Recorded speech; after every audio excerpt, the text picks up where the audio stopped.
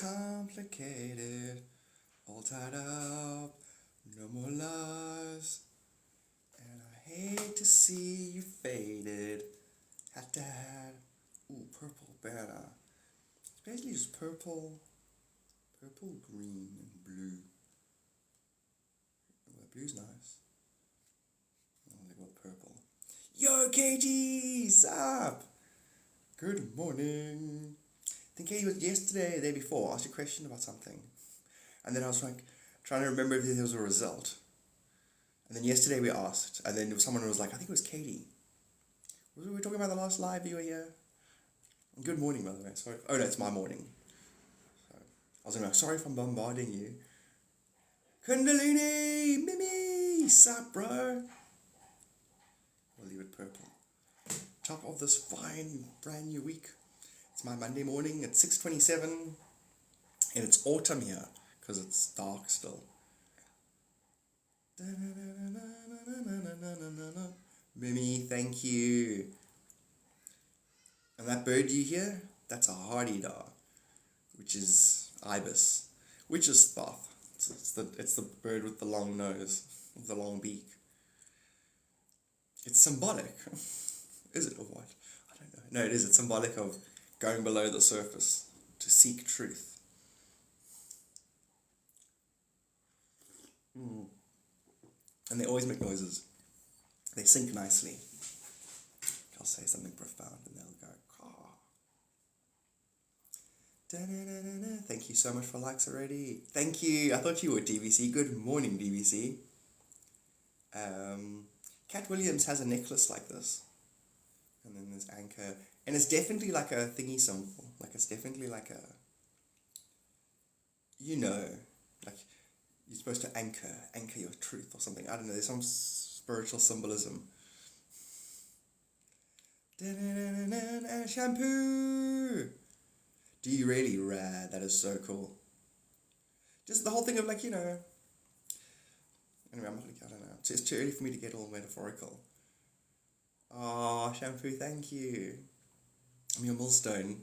You're our millstone. It's a spiritual class for mermaids. We don't have to worry about.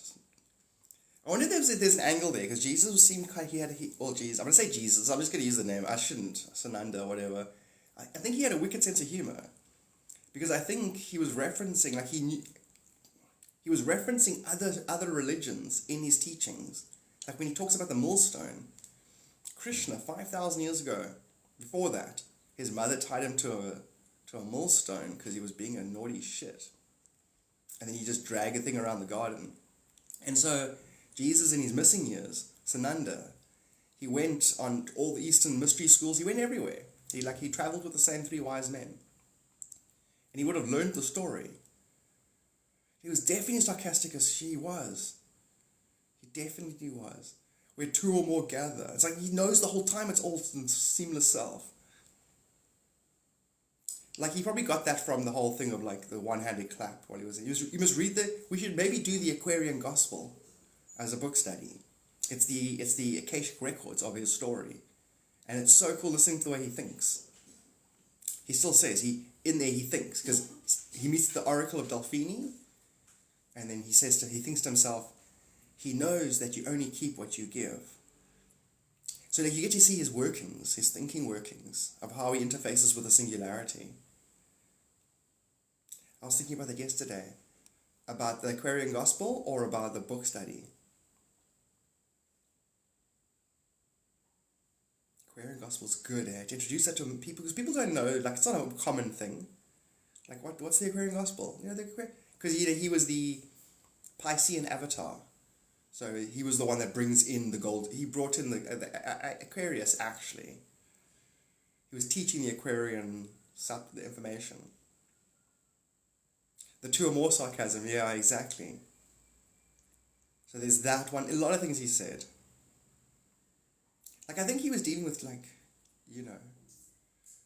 maybe his own subconscious. But the point where he points to John the Baptist, and he's like, this is Elijah.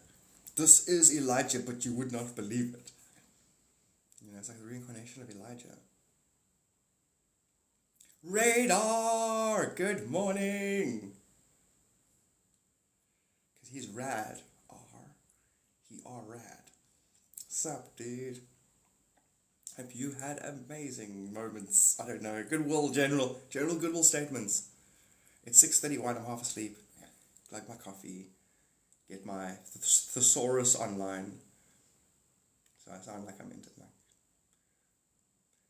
Even now, I can't even express how I want to express how I'm going to express myself really well. My name is Palindrome. Dude! Narrator, we got to figure this out. Yesterday I'm sitting, deep thought, my deepest thought was my best friend in English class. And then I'm like, we're learning different things. It was a Shakespeare, I think.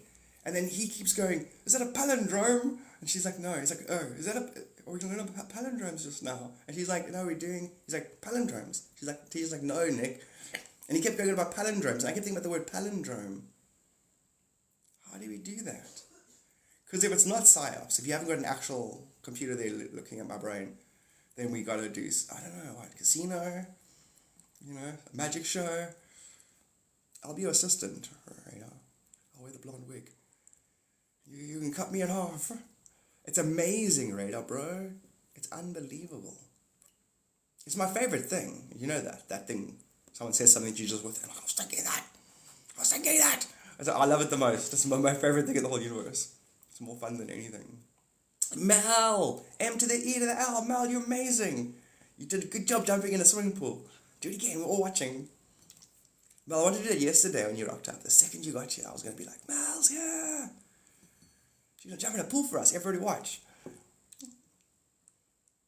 So that's what I should have done the other day when you said I wasn't watching. I was like, oh, I'm watching. You did good. Show us again. That's what your parents had to do if they didn't give you attention the first time. Do you really, right? Your family has that sensitivity. That's so cool. That is rad. That's really cool. Although, like myself, I might have it. I don't know I have it. Because Sagittarians have it, and they don't, and then they end up just like standing on everyone's feet half the time. DBC. It's quite cool. I think I told you my brother is going to microdose for the first time. Sorry. So which is pretty cool. Very cool, actually. So listen, talk to me. I'm right here, Mel. Got 100% attention. What do you want to know? Anything. You got my 100% undivided attention. Do you want a message from your spirit guides? I don't know why. Your spirit guides like, I got a message. And then they're just flipping a coin. Heads you win, tails you win. Mel, that's what your guide says. You guys are phony. You guys are, what are you guys? Because they do shift. They'll shift clothing to try and get like an idea across. And so your one now went into like 20s gangster, like just but sharp, like with flipping a coin, and like doing this, and like walking up to you like you're about to have a dance off. With your multi-dimensional shadow, but you're perfectly synced.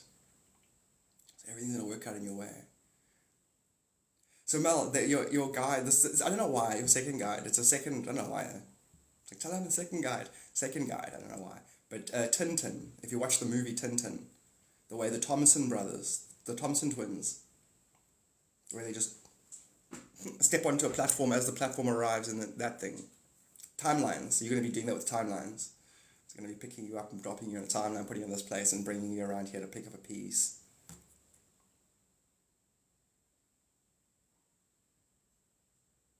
Yeah, like a lot of us, apparently. It's got a lot of us on that thing.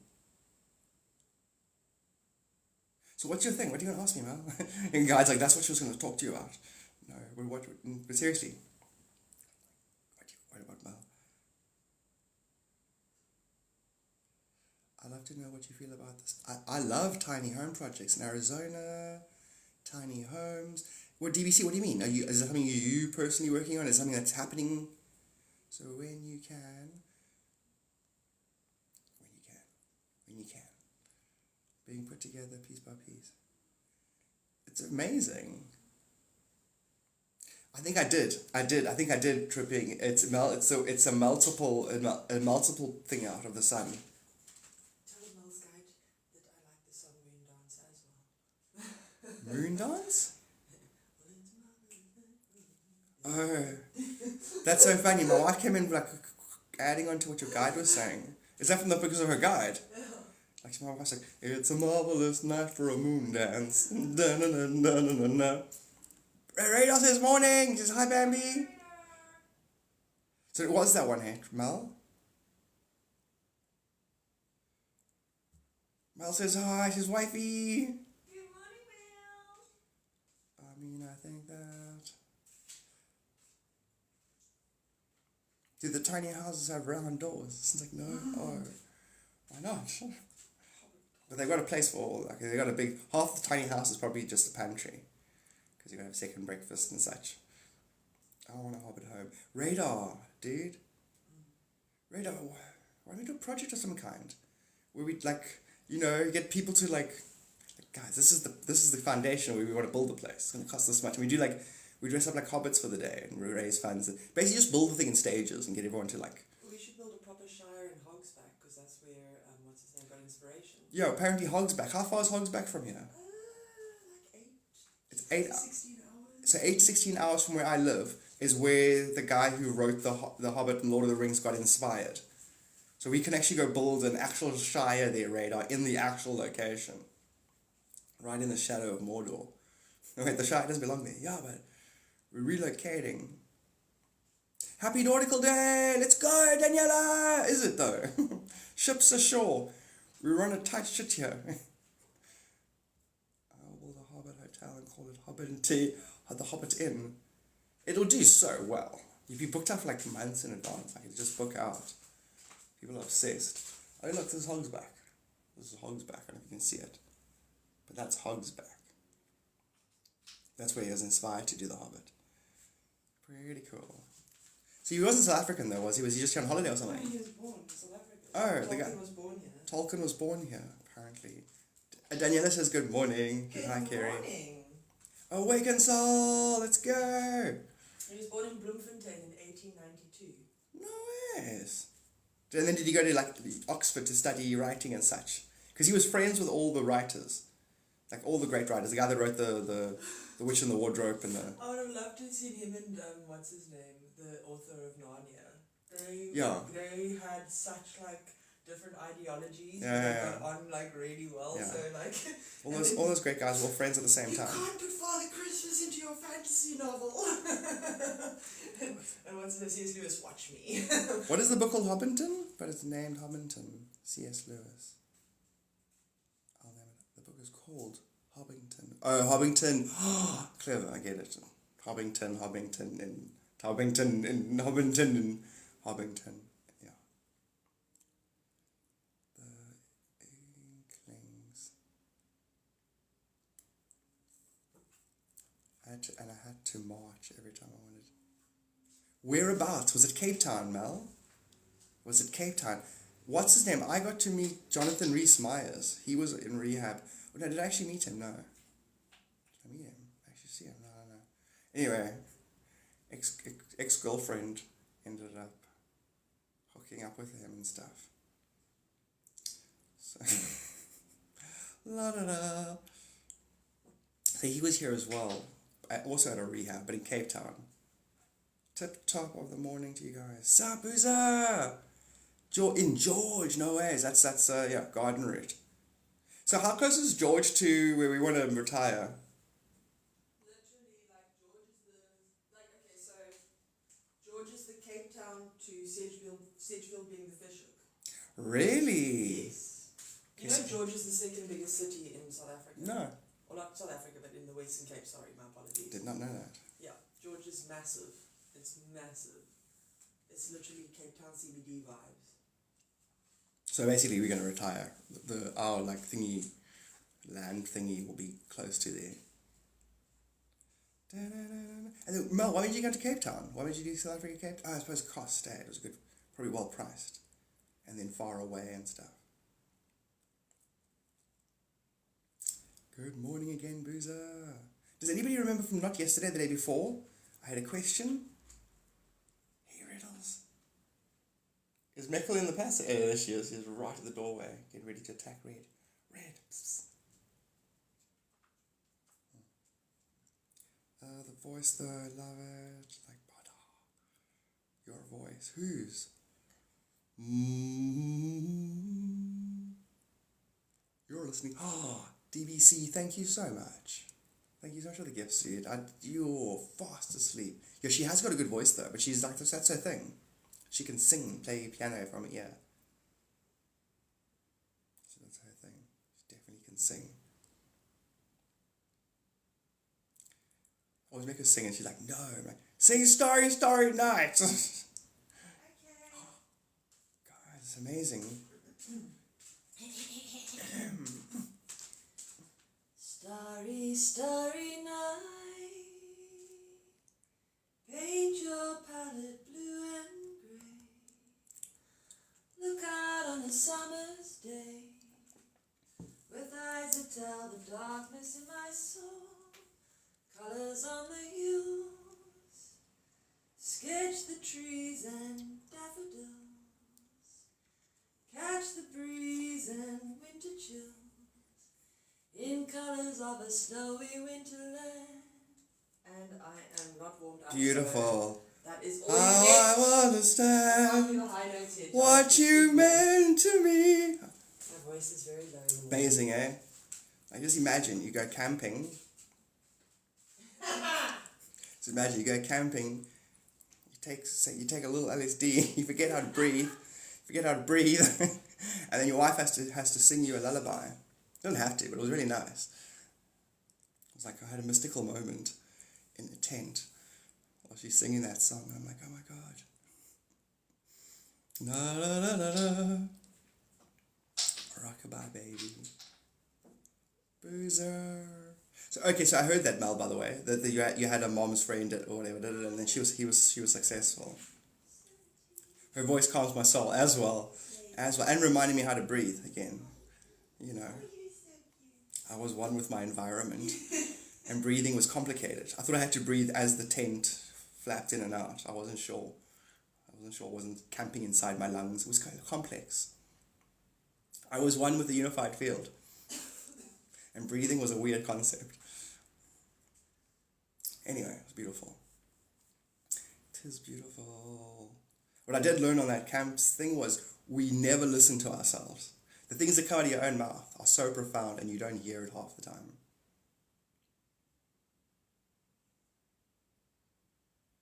What did I just say? I didn't hear me. It really, even if you do listen to yourself, it's something, you've got like a weird verbal blind spot. You don't actually hear yourself. If you heard yourself and listened to yourself, you're actually the source of your own brilliance.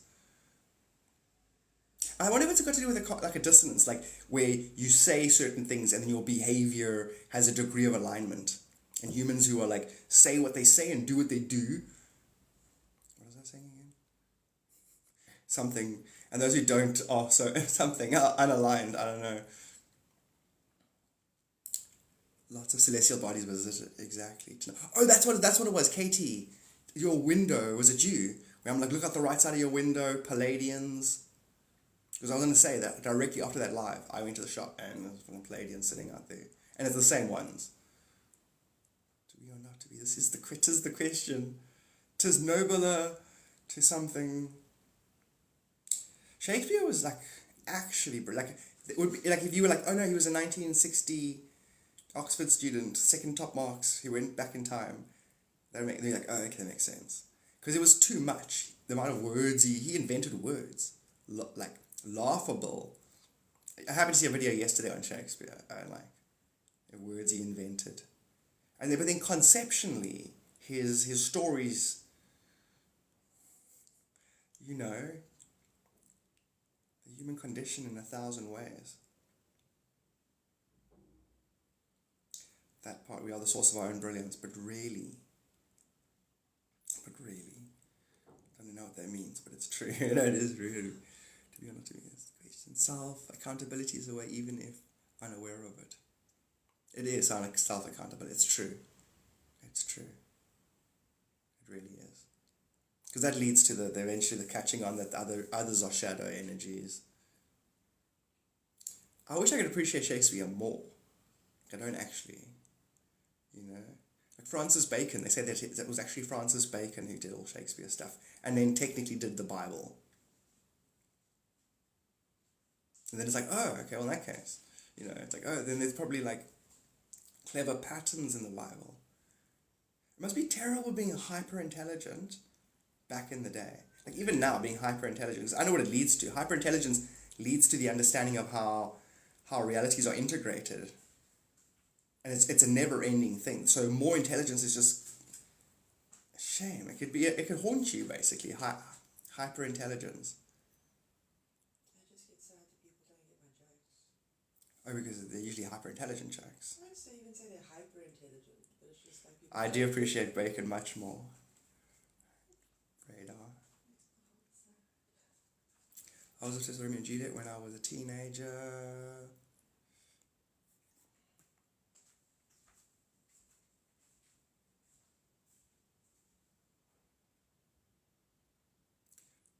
The moment you wake up and realize. Sup, Ricky? Thanks for likes the moment. Thanks for likes at the moment. Is it Bohemian Boozer? That's so cool. I love all your second names. I was like, hey, that's a cool second name. Like, what is it? Is it Manifest 23? Or Kundalini? I was like, what's a cool name? Oh, that's Kundalini. Da-na-na-na-na. What you say to me, how you suffered for your sanity.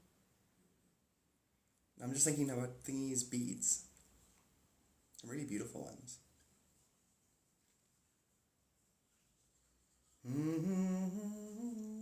Do you guys also get this vibe like the world events aren't really happening at the moment? They're like almost looping on themselves. There's nothing really taking place. Because it's the same meta. It's the same meta rhetoric on a world stage. So it doesn't really, the collective isn't giving it the same attention. What happened, Kate? Oh, is you trying to type the whole time and it just wouldn't let you? Now you gave up. Oh, man. They aren't happening yet. You also get the vibe, Kundalini. Like pretty much, like if you had 3 days above a day, in a way, like you're rotating, and that the only things used to happen in that one day, and now actual events don't take place. They miss each other, or there's like a loopy, holy pattern energy. I forget we're on a world stage. Yeah. Yeah, Katie, ask again. Can you not see my comment? I saw that one. I saw the give up comment, and if I go back, Garth, can you confirm? Whoa, I saw that one. And that's it. Can you confirm? And then nothing happens. And then hearts. And then that's it. That's it. Oh, then Garth. Or anyone. I need insight. Oh, whoa. Jump timelines. I wonder if that's been plaguing in the past few days.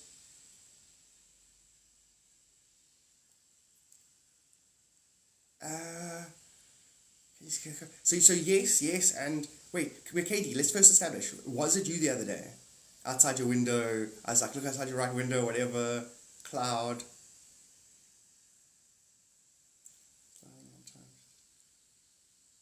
Was it the Palladians, even by the... Yes. So it was. Did you end up looking out the window though? Did you end up seeing that cloud that's, thingy shaped? Cat Martin, thank you for the sub. And it was. My point being is when I went outside after the live, same dude's right here, very clear. I should have taken a picture and sent it to you. Like, same cloud, right? Because it was. It's too obvious. Like, I get psychic and then I get like, hello, Garth. I'm like, what, Palladians? We are the same. I know you're the same. Although they don't actually talk. It's a package. It's like, okay, you those guys, like hyper fast. Our brain is like, I suppose it, whatever. I wonder if it like some part of my brain uses like time dilation, so they can like dilate the time, have a whole bunch of information sent to it, and then shut the time down again, so it looks like it happened instantly. Yeah. So Katie, it's definitely timeline stuff. And it's just it's gonna get used to it. Because Katie, well, you wake up with a cash in your drawer next to your bed, you're gonna get all uncomfortable and scared. So you start with a rock missing, some water here, the thing in the house around the room. What's that thing called? A little wooden thing. It might be half as big one day and you'll be like, oh shit, don't get scared. You have to get used to this. I wake up, my Nikes are a different color. I won't buy Nikes. Don't. Free Palestine. Anyway, so you got to get used to it. So the Palladians are making it very clear. They're hilarious because they're getting us used to it. So they're such good teachers because right now they're like, okay, we're back. Have a look at how amazing. There's nothing. I know there's nothing outside. I mean, they're there, but they're being stupid. So they don't even have to show you a cloud. It's all got to do with us getting comfortable with this stuff. One, manifesting. Two, alien realities. And the fact that we've got childish notions about is and isn't. Where life is and isn't. Like life is a rabbit running down the road. Life can't be an invisible being over here. Life. So they basically de-ignorizing us. Every second, your soul and higher self is doing that in some capacity. It's bringing metaphors to the doorstep that help dissipate ignorance and color in truths. That's one thing I'm picking up. Of all the activity, Spirit's really in the zone right now. I know that sounds corny, but Spirit's in the zone. It's all things are working together for good. It's really hit like a fever pitch. In giant karmic scapes are being cleared. Like you think it's just this variable where this little person decides to take responsibility, but actually then the person who they're interacting with goes, oh my God, because you did that, I realize I've never done that. And then they do that, and then both their worlds clear. And then characters start coming to them and saying, listen, we've looked at it all wrong. And then that's the equivalent of miracles. People who fought with each other, animosity, family members, now suddenly going, I didn't see you right. It's going to do. It's going to have a goodwill energy where others, we all live in the same collective 4D average of self-love sentiment. So the collective self-love sentiment's increasing, and therefore people are being able to think nicely. In astral traveling, when you can think all nice and clear, and it's like you're 10 times smarter than here. We're all thick and stupid here because of the collective average anti-self-love. To whatever degree, and it's increasing, so then we all be able to think nicer, and illusionary animosity can dissipate. Katie. I can do a whole thing. So Katie, everything that you're thinking and the way you're asking is yes. It wouldn't occur to you if it wasn't so. All is self. Amen. I think that's grateful for their presence. I'm thankful and grateful for their presence. I can see your message, Lily. And if I didn't see the previous one, let me go back, Lily. Yes. Been happening off and on for decades. Okay, I've had this weird thing where water will disappear from nowhere. It's the same thing. Lily or no, Lily actually. Did you ever get any crop circle stories in your readings? One person so far was told to go in there. Okay, I've read all of these things. Crop circles. Somebody got a crop circle thing. Crop circles, funny enough, are, besides higher dimensional coding, blah blah, who cares? It's water areas where there's certain types of water are being marked. Like from a certain point of view, the whole universe is just water. And so, three-dimensional vibrating spirit is three-dimensional vibrating water. And then they mark water with, basically I would say, if you've got water vanishing and disappearing and reappearing, the Palladians are like, just in your spare time, go look at crop circles. There's nothing to do with it, all it is, but it's more, how do I say this? The way timelines are jumped and the way in which timelines weave together. It's an organic creature. Like the way your cells, your muscle tendons, each muscle sinew was a timeline. How do they blend? Where do timelines become cartilage? Where do they, you know what I'm trying to say? Like where do timelines pinch off? If you stare at some crop circles, they'll automatically balance the two brains, and it'll occur to you. And even if it's a subconscious seed, later on it'll become a conscious plant.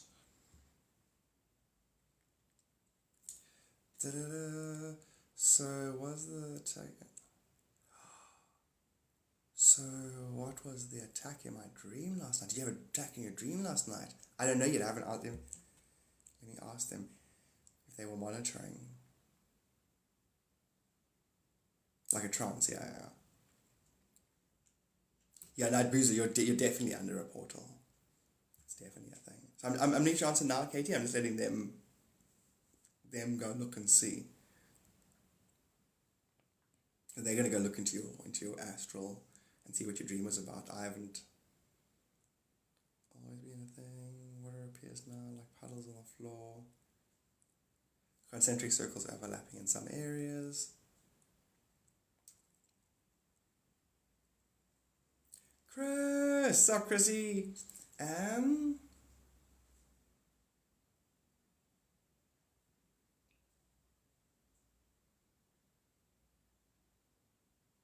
I can only give you one answer. I can't give you two. Because I'm contradicting myself too much. So if I give you I can give you a 6th-dimensional answer or an 8th-dimensional answer. So you can choose one or the other, and then I'll answer you, and then I'm dropping the subject about the attack. There's an 8 and a 6th-dimensional answer.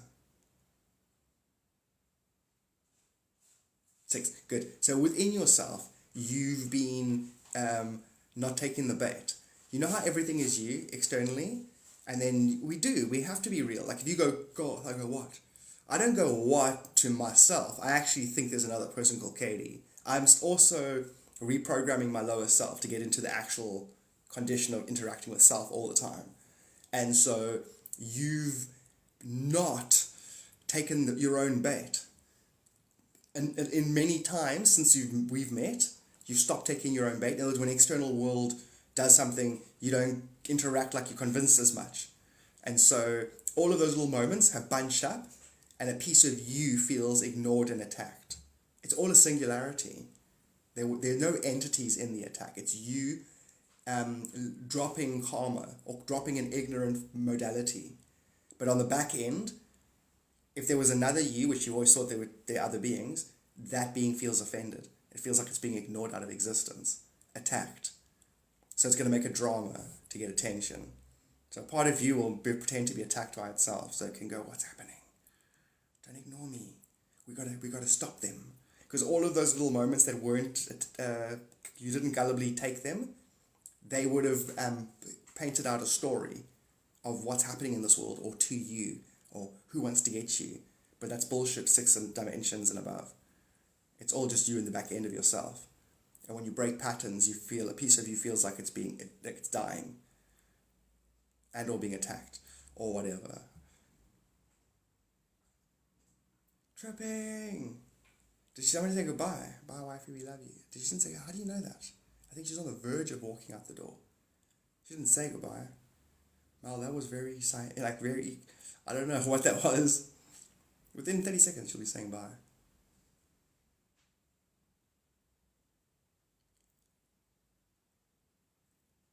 Really, Boozer? Did you hear yesterday's octopus conversation and the day before?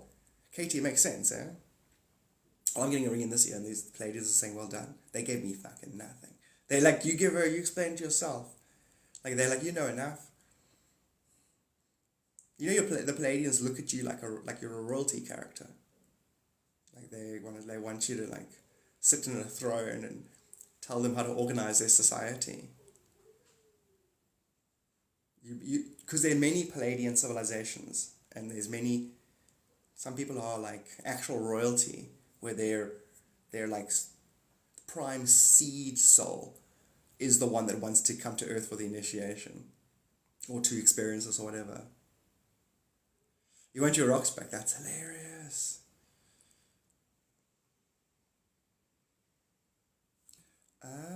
No, just before that I said, hey Garth, you're awesome. But Mel, it was really good, as in she's literally going to go walk out the door now. I suppose it's just synchronized. There were so many yellow stars magical. Well, there's going to be lots and lots more of that. People are going to start seeing lots. In fact, if we do our workshop thingy, we guarantee to have UFO flyovers, all that kind of stuff. The veil's thin as shit right now. Don't be surprised if you see like little fairies flying behind trees and that kind of stuff. You're like, what the hell? This world is riddled with life. Magical life. 5D and above, this place is like so active. To do everything with song. I mean, I've already knew she was going on. Yeah. Fairies. Crazy thing. Channels have been more intensely. Yeah, that's my meditations. I'm looking forward to getting into my routine meditations. Same time every day, longer. It's even easier to meditate now as well. It's easy to go into that still place. Yeah, new gifts. Pretty freaking rad.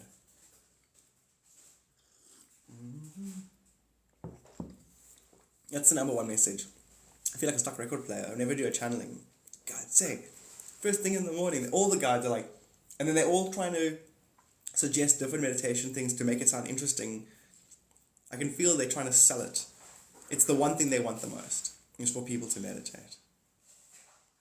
Because when you don't participate in delusion, it really is a potent thing. I don't want to condemn life either, because it's also holy and perfect. I was having a good conversation with myself from my higher self yesterday. I was like, listen, everything is divine and perfect, okay? So you see it that way. Okay, I'm sorry. Like, you know, like a lesson is still a lesson, and therefore it's perfect. And the fabric that manifests the lesson is connected to the fabric of the truth of the lesson. Therefore, that whole unity of consciousness is always going to be perfect. So it's like, if society's on a journey, you can't say some stage in that journey isn't right. And I'm getting past the point where I can go, I'm being ironic in my contradiction. Sometimes Sadhguru will talk, and I'll be like, you could have just said this. And then I realize, okay, you couldn't, because if he said that, the back end of it would imply something else that you don't actually rather not say. Eventually you get clever at not cursing yourself, because your words that you hold true about others become your own spell. And eventually you get clever and go, right, I figured out how we can all be happy and successful and the amazing one. Using the right language sequences, I can simultaneously lift us all up. Because usually it's a dualistic sequencing of conversation. The lift for the push down. It's all perfect, it really is. The more we perceive as perfect, the more perfect the creation. Exactly. And then you realize it's just you lifted yourself out of delusion. It was always perfect. Ergot, see, that's a cool ergot to shade. Remember, guys, we were talking about the witch trials. I said the fungi on the wheat was ergot. Ergot. She's a witch. How do you know? Look at her freaking her flames. She's got like purple flames, and her eyes, and she got rid of my potato rot. She got to be a witch. What else did she do? She helped my corn grow quicker. She's a fucking witch. Where did she figure that out? That's the devil. She must be in cahoots with the devil. How do you know? I got 4 more rows of corn. It would have been shit like that. I mean, we got the king's own farmers can't achieve that. She's definitely in cahoots with the devil. Not to mention the purple flames. Guys, my hand's moving. Can you see that? Fuck, the ground's busy. Because if they were all tripping on LSD, basically, it's been hectic. Didn't they notice the church going...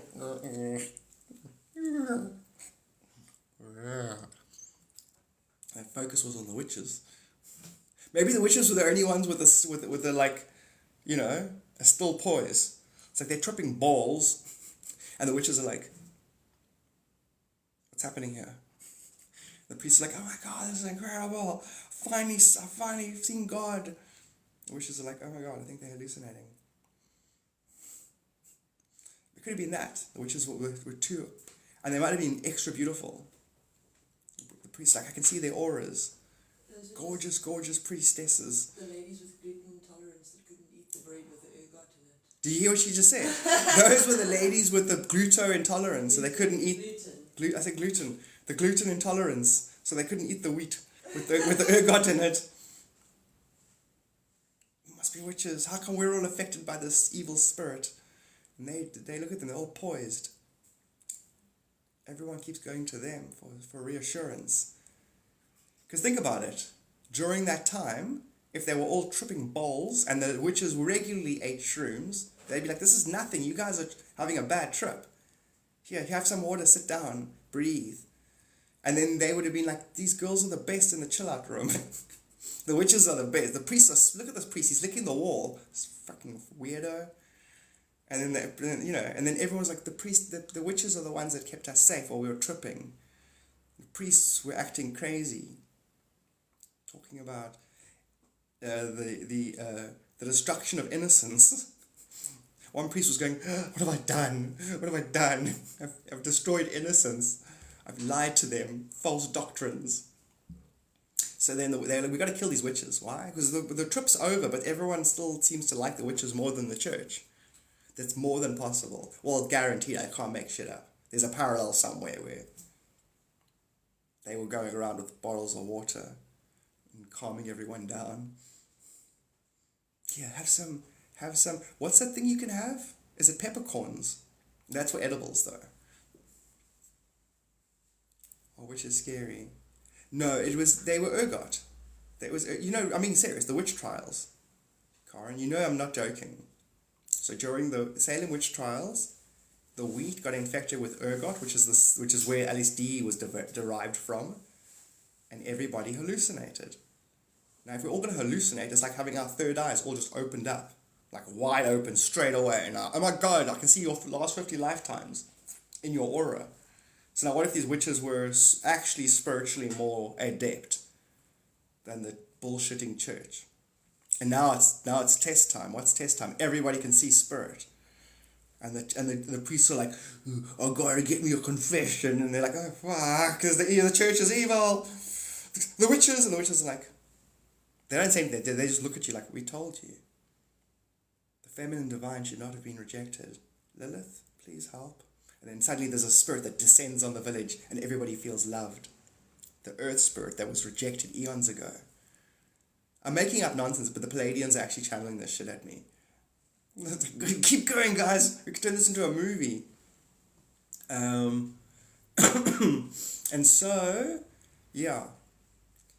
Fleetwood Mac attack. What? Is that what Fleetwood Mac was? What is that? What is Fleetwood Mac got to do with that ergot and the witch trials and stuff? Hey, they brought this up the other day. Apparently Lilith is Lucifer's love. But that thing, Lilith was, yeah. Well, supposedly, but there's going to be hundreds of versions of Lilith. Like she wanted to be equal to Adam. Makes sense, actually. Which is, then it is, yes. Then it's the same as a Lucifer relative to God's story. Yeah, Lucifer is to God what Lilith is to Adam. Yeah. It's the divine feminine. I love how you're using a GoPro, like this expensive thing to like prop up your tripod. It's hilarious. I think you're so cool. You're cool. I'm going to work now. I love you. Wow. Today's going to be a good day. The day the Lord made for us. You better not fuck it up. No pressure, Lord. I love you. I love you so much more. Wait, are they still striking, hey? Yeah. Shit. But Keegan says he doesn't want to strike anymore. He's coming to work. Yay. No, I'm glad. I'd start bribing them at this point. You know what I mean? Because let's just because you can't argue. It's irreconcilable. Everybody's right. Yeah. So let's just give up on our hopes and dreams and go back to work. So you don't have to struggle. I love you all today. I love you too. Hope you have a good day. I will. And remember, they're all nothing without you. And remind them, strangers like that. Disbian! So, Lola Williams, thank you so much for likes. And this Barbara, did you get your now? Barbarella. Always feel dumb saying hi, G's wife. So you can say Meta Bambi, you can say Carrie. Man, I wish that we didn't live in a censored world where we could just free flow all the time. Man. There's gonna be two versions of my life. There's gonna be the version that gets recorded in the Akashic records, and then I'm gonna edit another version of my life with all the funny things that I never said. Lolo Williams.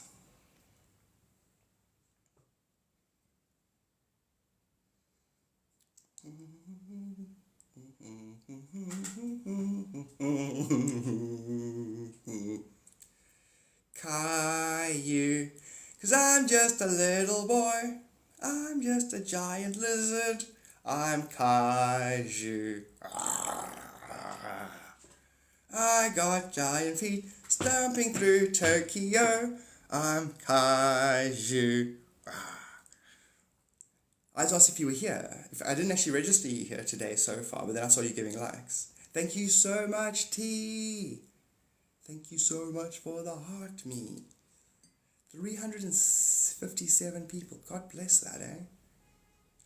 Is that Steph? Sup, Steph? No.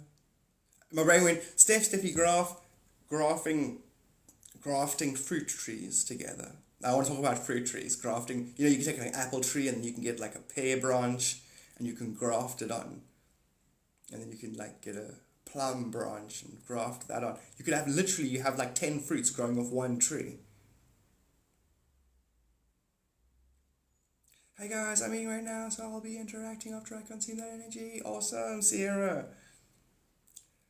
Prapel. What's a prapel? Oh, a prune and an apple. Wait, no. A plum and a plum. Wait, there's no pur. There's no pur fruits. Prapple. What's a pur? A plum. No, a prolap. No, there's no pur fruits. Thank you, Daniela. Thank you so much for the team bracelets.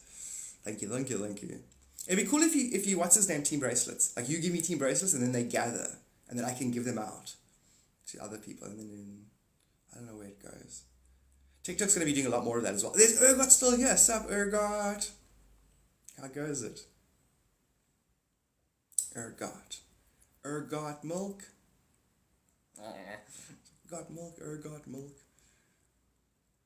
To Ergot is human. To forgive is divine. And then when did they figure it out? How did they... Oh, like scientists would have gotten hold of something and said, oh look, there's traces of ergot in these wheat barrels.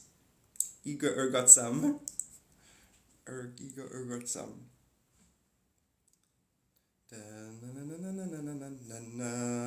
So it's now 14 past 7. It's 14 past 7. Ego ergot some. Is that Latin? What does it mean? Sounds like ego is... Yeah, what is ergot in Latin?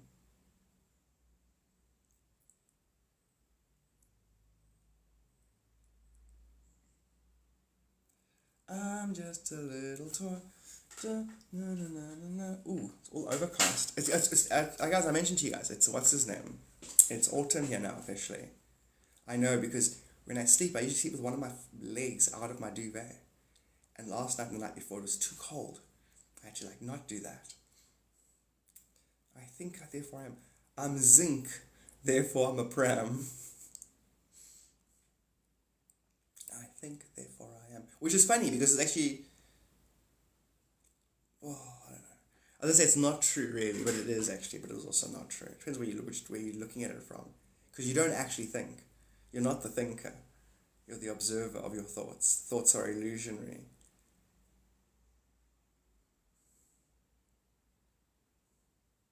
But I think we think to am.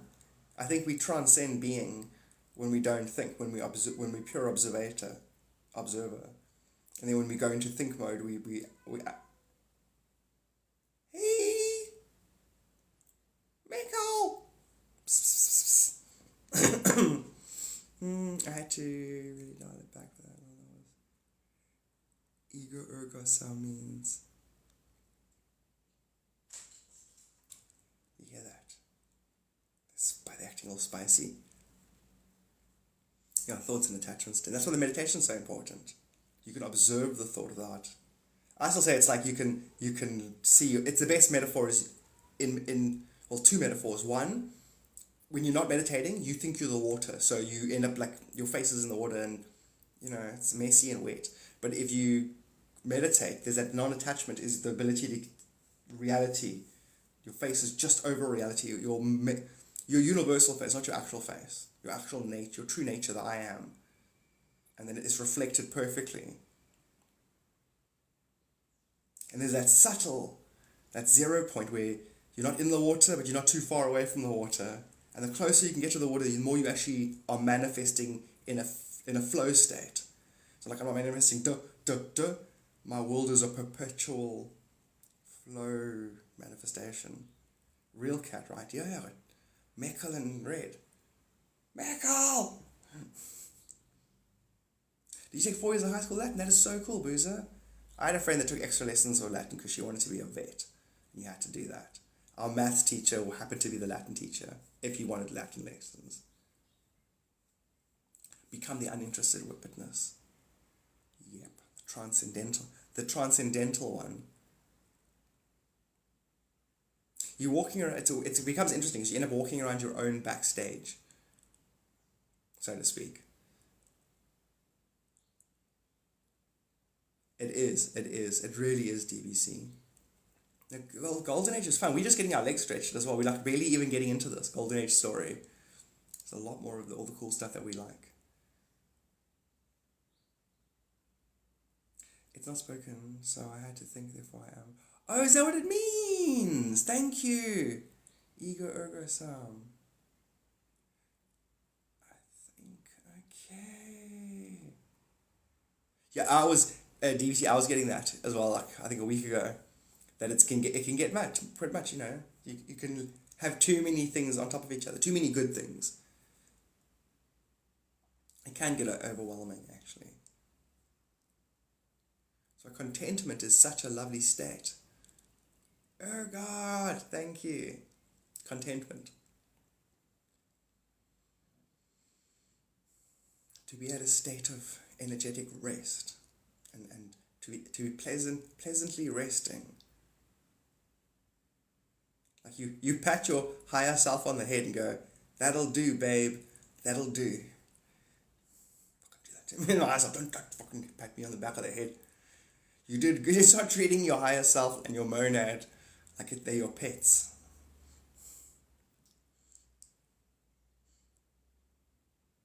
You guys did good. Maybe if you carry on this way, God won't shun you for eternity. And they look at you like, come on, man, you know that this is a build your own God apparatus. Once your lower self sees itself as its own higher self, you then start a relationship with your own monad. You will then embody your own monad. At that point, that's you. Then you basically get to journey eternity. All powers, all abilities, limitless, only limited by your imagination. And you'll understand how all affect and all systems integrate and affect all systems in auto-balance. Cinderella Forever Pumpkin at midnight. Do you guys watch the Midnight Gospel? So good. You must watch the Midnight Gospel.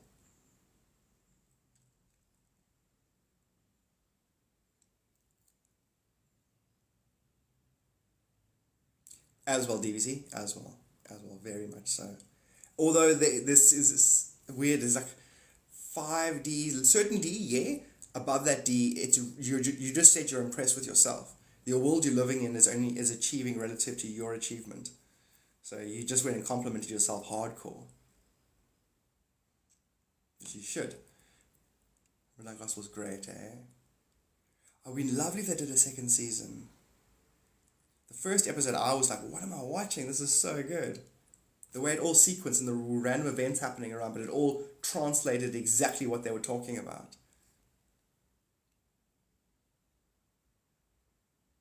Is it TV? I think it's on Netflix. I still need to see season 7 of Rick and Morty. Duncan Trussell is exactly Kundalini. He really is.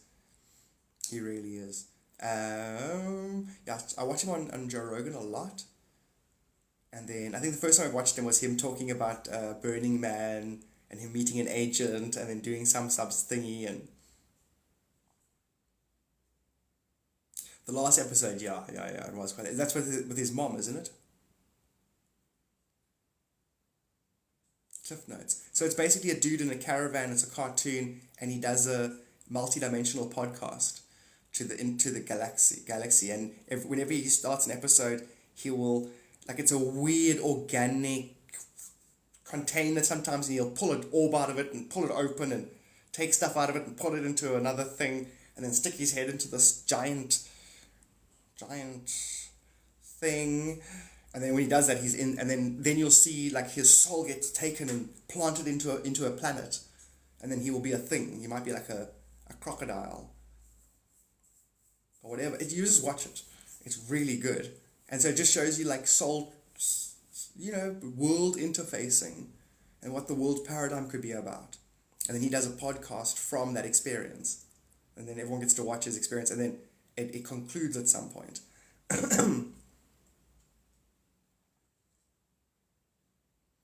Where God organic Bohemian caught in the roots. Spacecast. It really is worth Boozer. Just because on a level, many of us are actually other places, and we're meditating and we're basically projecting our lifetimes. And so in a way, when you watch that, it's like, oh yes, it's right. My whole life could be just one little podcast, if you know what I'm saying. One episode of my mouth. What is true if you look at it if I look at just like your last 10 lifetimes, it would look like you were going, oh, I'm going to there, then I'm going to do there, then I'm going to do a part there. Although there's also a sequencing pattern that you're choosing. It's good. It's really good. It's really good also when people, I don't know if people like Steven Universe, Adventure Time, I don't know if the creators know how clearly they're channeling what it actually is. Because they end up like getting cross sections of like what reality actually is. Like a big escape. And then even when they don't know it, they think they're being randomly created. Meantime, their spirit guides are going, hey, here's a story that I'm going to make up, and you're going to think it's a good story. Meantime, it's the story. It's true. High dimensional truths cascade in story form into our world. Okay, 1 hour could be time isn't real. Julie, sup, empathic princess, hello. Top of the morning, my life is better than fiction. Could be, yeah. But it's I can see now that it's definitely like a third fiction, a third literal. Like my actual fiction that we've seen has pollinated this reality. It's like one of the access points is the fiction we've seen. Like the fiction is actually the 6D to 10D truth. And then 5D to 1D is reality, whatever, which is just a shadow of fiction's relationship with abstract relationship, which is the 5 above that. And that all makes up your 15th dimensional time matrix. Each grouping of 5 is one of your soul flames. Because you've got a threefold flame that makes up your soul.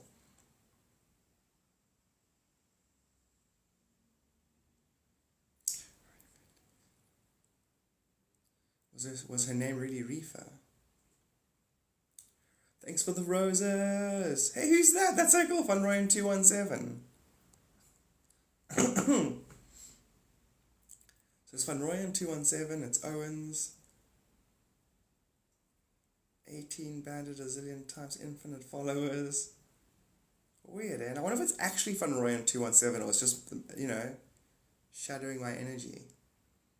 Thank you for the gifts, dude. Married to Indian, lol. Okay. Sup, Lolo? Ergot, thanks for likes. See, even Ergot changed his picture to me. Quentin. So these guys are obviously like, they're gifting, which is really nice, but they're not subscribers, so they're obviously kind of desperate to speak.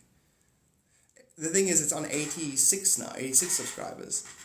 If it drops below 50, then I might go back to non-subscriber chats.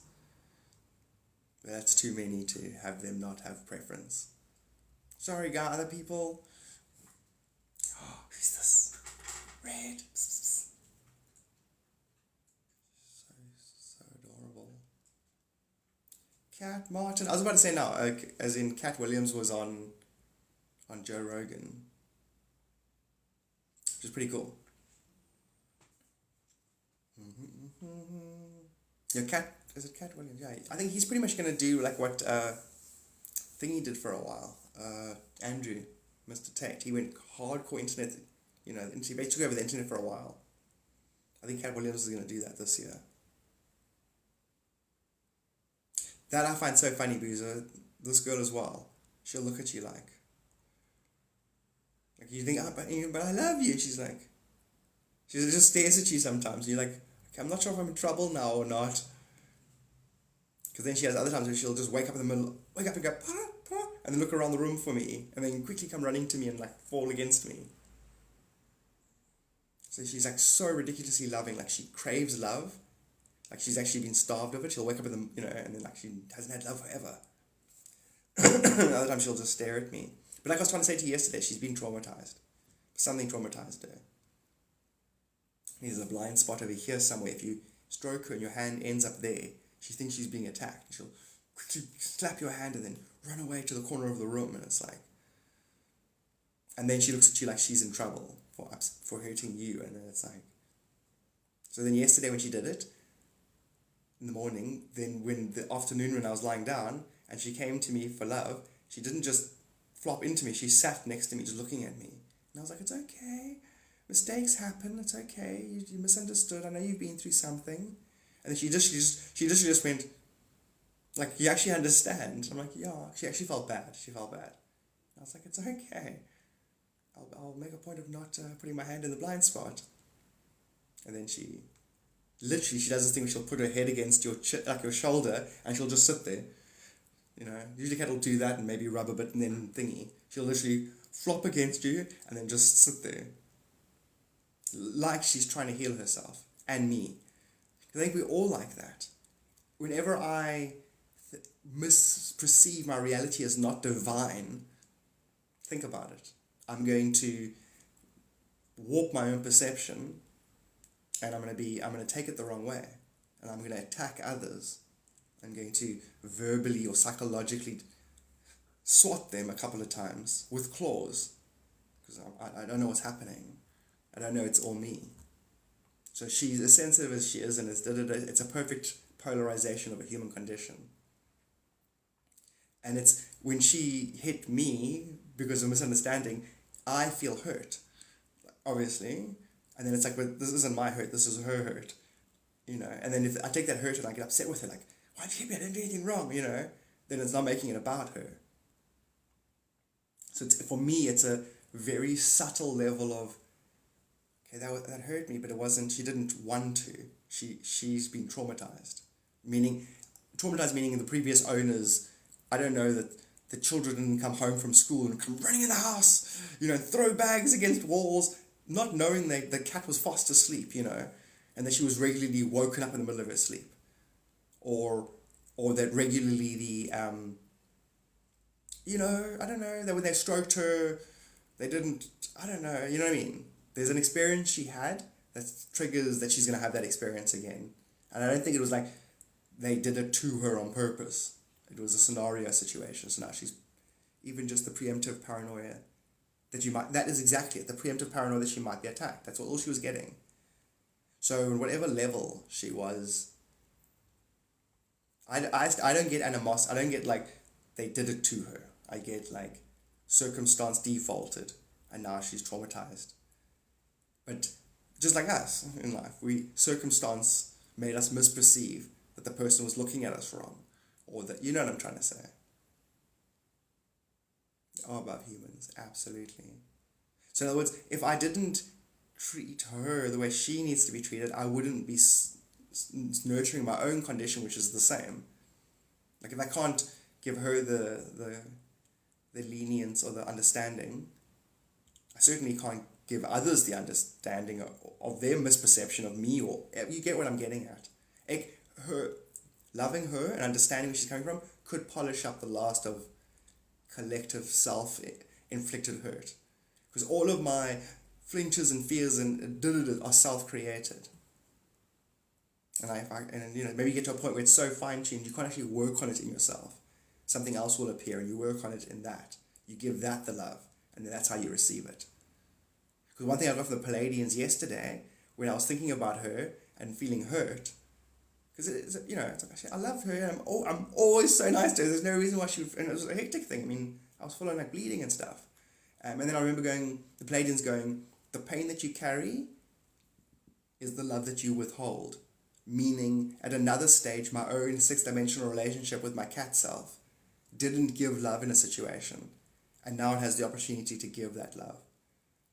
So the pain that you carry is the love that you withhold. Whenever you've got an opportunity to give love, give it, because you will actually transmute your own pain. Palladians think they're so clever. And they are pretty cool though, the pain that you carry. And they also say that they're the ones that say that all relationships are karmic lessons at better self-maintenance. Awesome, DBC. And that was technically explained. What I explained to you was explained through her, basically. She's literally sleeping on the carpet over here in front of me.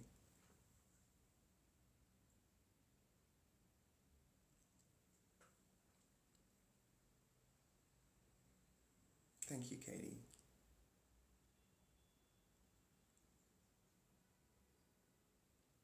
Oh, he declared, I think I saw that. Clarity had a green eye and a blue eye, basically.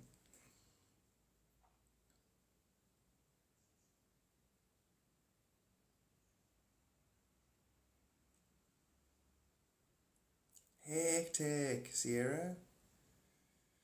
Sure. That's hectic. You know, those little creatures and they're like, and then like, you know, 2 years later he's a big boy, big lug, like sleeping on a windowsill in the sun. I love those stories. That's what I'm learning in relationships. I don't like it. Yeah, it's hectic. It's hectic.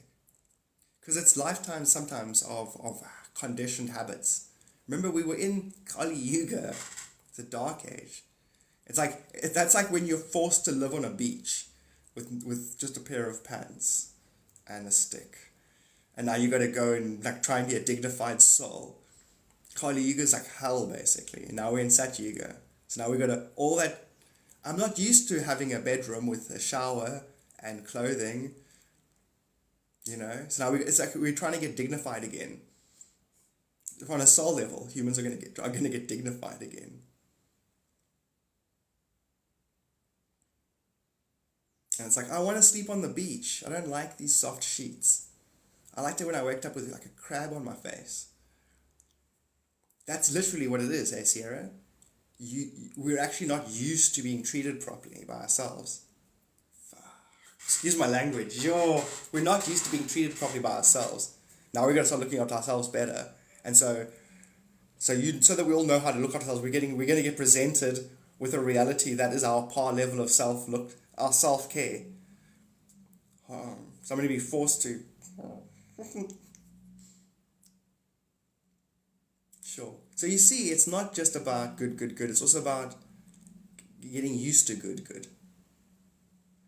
Getting calibrated to it. Yeah. That's what I learned from Nicole Kidman. And Obi-Wan Kenobi. I learned the greatest thing you'll ever learn is to love and be loved in return. Then she died of the TB. Why, hello there.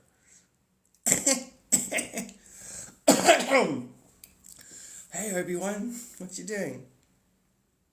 I was just at this strip club called Moulin Rouge. It's not a strip club. Okay, whatever. Dancing girls, whatever, man. Point is, Annie can just stay here. I'm gonna go see a girl about a cough. And if I come to some, but getting isolated. Exactly. It's hard to get gifts when you're not used to them. I find it uncomfortable sometimes to face myself out in the projection. But it isn't easy all the time. The existential, there's a hectic existential dread. Or existential, Cat Martin! I love Moulin Rouge so much. That introduced me to Rufus Wainwright. Rufus Wainwright. Who's that? I don't know. It's a singing dog named Rufus Wainwright. He's really cool. I love his voice. He sings that song Stairway to the Moon, I think. And have a convo with myself. I find that match comfortable. And that, I think, Kali Yuga. I still can't condemn people that engineer society to make the individual cognitively dissonant, because there is programming like that, and I don't like. My thing is the individual who designs it and puts it into motion. I don't want to condemn them, like I want to be like, yeah, there could have been a time when I was like, you know what, society is a stupid place. I'm gonna control it.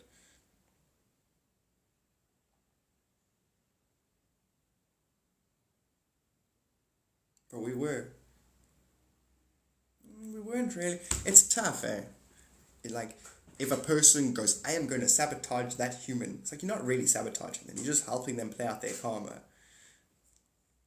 There's two ways to look at it, I have a universal relationship with myself and others will facilitate that, or there are others creating banks and other systems that will psychologically ensnare me. I'd rather just say they're just facilitating how I already ensnared myself. So they've illustrated it so that I could work on it. One empowers you and the other one, and it's more accurate as well of your true God nature as opposed to your meat puppet story mode. Your meat puppet story mode. That's it. You got a meat puppet story mode and then you got your God nature. I would say actually live by your meat puppet story mode and then regularly consult your God nature about how your meat puppet mode, story mode can serve your God's need, basically. Tool cool. Thanks for the likes. It's a little bit funny, this feeling inside. I'm not. What should I say? Na. So there we were. So you guys are all like Sunday night, right? Like Sunday evenings. There's no Australians here by any chance. Oh, there is. Mel's here.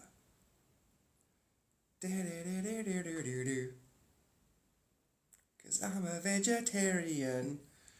Sup, Daniel? That's so funny. Daniel was a vegetarian in the Bible. It's like 11 desynchronizations. What should I put on a t-shirt?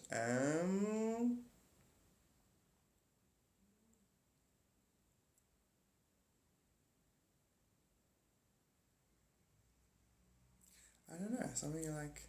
I had to make one quick. Hold on, let me think. Give me a second. Yeah, I think that's a great one. I'm just here for the magic. Yeah. I was in my back of my mind trying to like go through some cool phrases that I've invented in the past that I could say now quickly, like, and you'd be like, oh, that's so clever. I wanted like, and then I'm going all the ones that I've already said with you guys. I'm pushing aside. Love the land down under. I love the land down. Hey, wait, Land Rovers, Land Down Rovers, Land Down Under Rovers, Land Down Under Rovers. Over under. Oh, no, it's a rover, not over. Red Rover, come over. Love Land Rovers, down under. It's been a setup from the giddy up. I love that. That is so good. I don't know. Part of me likes that. I think my left brain likes that, where you just turn the whole place into a bullshit lie. You know, you're like, oh, they lied to us from the beginning. This whole thing was a setup. You know, but also you must be careful. That's a slippery slope. Because then you just run around condemning Maya. The illusion that's just here to facilitate. It's impersonal. And you're like, no, it's not. It's out to fuck me. It's like, no, it's not. It's out to illuminate you as well if you choose that. No, it's suppressing me for eons. I can't appreciate my divinity. No, it actually wants you to compare that to divinity so you can, the divinity exponentially. No. Fluoride in the waters. And everybody's Lucifer. Uniform throwing rainbows. I'm gonna wear it here. But do you know that's such a service to society to dress up, like get a tiara, you know, a bunch of rainbows, and then go down the road like throwing out things. It's a great, because you're basically creating a pattern stop. I think it's a service to society. Lift everyone's days. Stacy, good morning. Homeostasis, mom has got it going on. She's balanced and even killed. When you got one set up. When you're doing the one, yeah, then you're the one doing the setting up.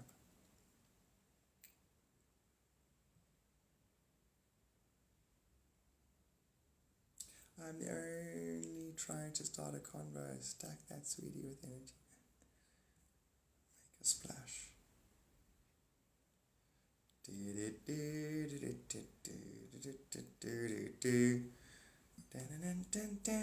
Sup, Cat Martin? Thanks for likes, Cat Martin.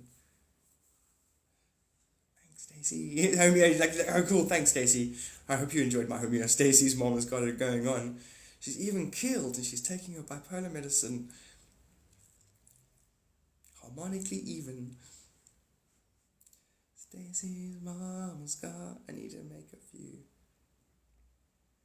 There's a new thing that I'm going to look into called Fourth Wall. DeFranco suggested it. So it's everything put together. It's like social media, and it's Teespring, and it's you know, everything, and it's Patreon, and it's like all in one, and it's apparently the new shit. Everyone loves it. And if you want to do like print on demand, it's better. Fourth Wall, and apparently he even invested in the company. I'm gonna look into it. I suppose not today. I'm going to get a laptop this week, and then I can start doing other things. Get more t-shirts going. And then I'm going to look into the actual booking of Monkey Valley and see how many people actually want to go to it. And like what it'll cost to do the, you know, what down payment. And just get an idea what it'll, you know, flights included. What the whole thing will be. If it's, you know, if it's a lot, like if it's like too much, then everyone's going to be like, nah, I'm not doing that. But if it can be done for a really good price, then everyone's going to be like, no way, that's rad. And they're quick to print and make it. Wait, Boozer, who are you using? I do sublimation. Oh, you print, and then you iron it on. Sublimation's iron on, isn't it? Is there Stacey's mom effed up?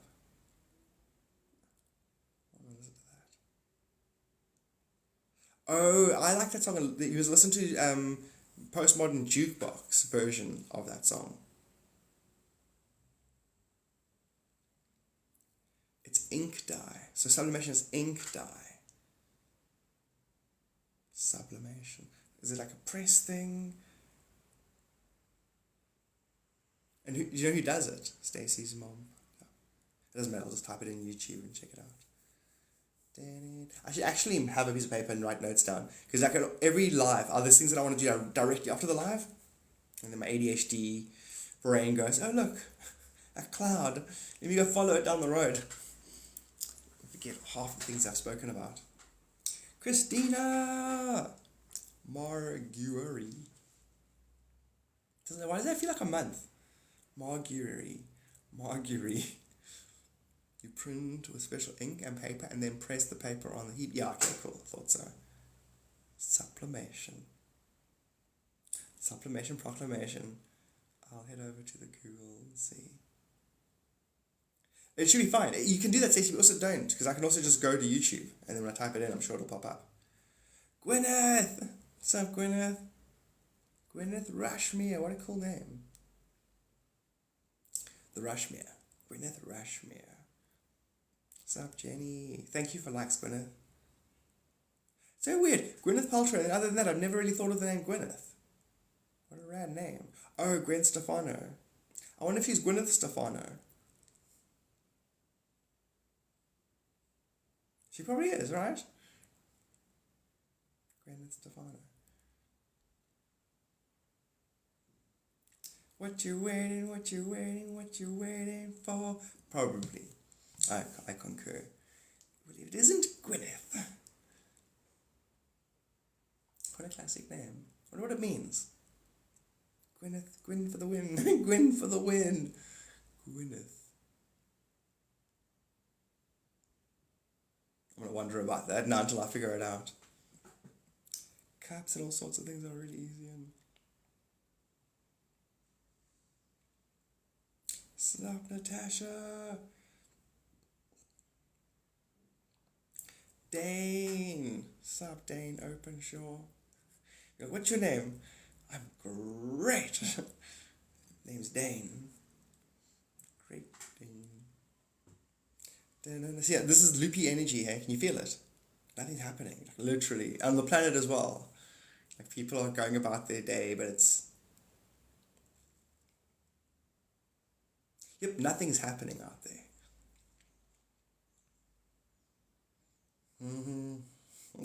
Guilty. I'm guilty. Shut up, Goofy. I did it. I killed everybody. Goofy, I can get you off. I can get you. You don't have to go to jail. But I did it. I'll do it again. Oh my God, Goofy, just shut up, please. Guilty. Just to be sure, I'm not having twins, right? People want to keep putting that thought in my head. Uh-oh. Sarah, be careful. You know the way a light blinks on and off? When you said that now, I saw, remember, it's not going to be you having twins or not. It's going to be me jumping to a place where you have or don't have twins. Because that's what you must keep in mind. Everybody, you jumping to a place where the thing is this or not that. You are the one having the experience, not me. So when I teach and talk to you, you teaching and talking to yourself. So right now, when you ask me that question, Sierra, it went blink, blink, blink, blink, blink, blink.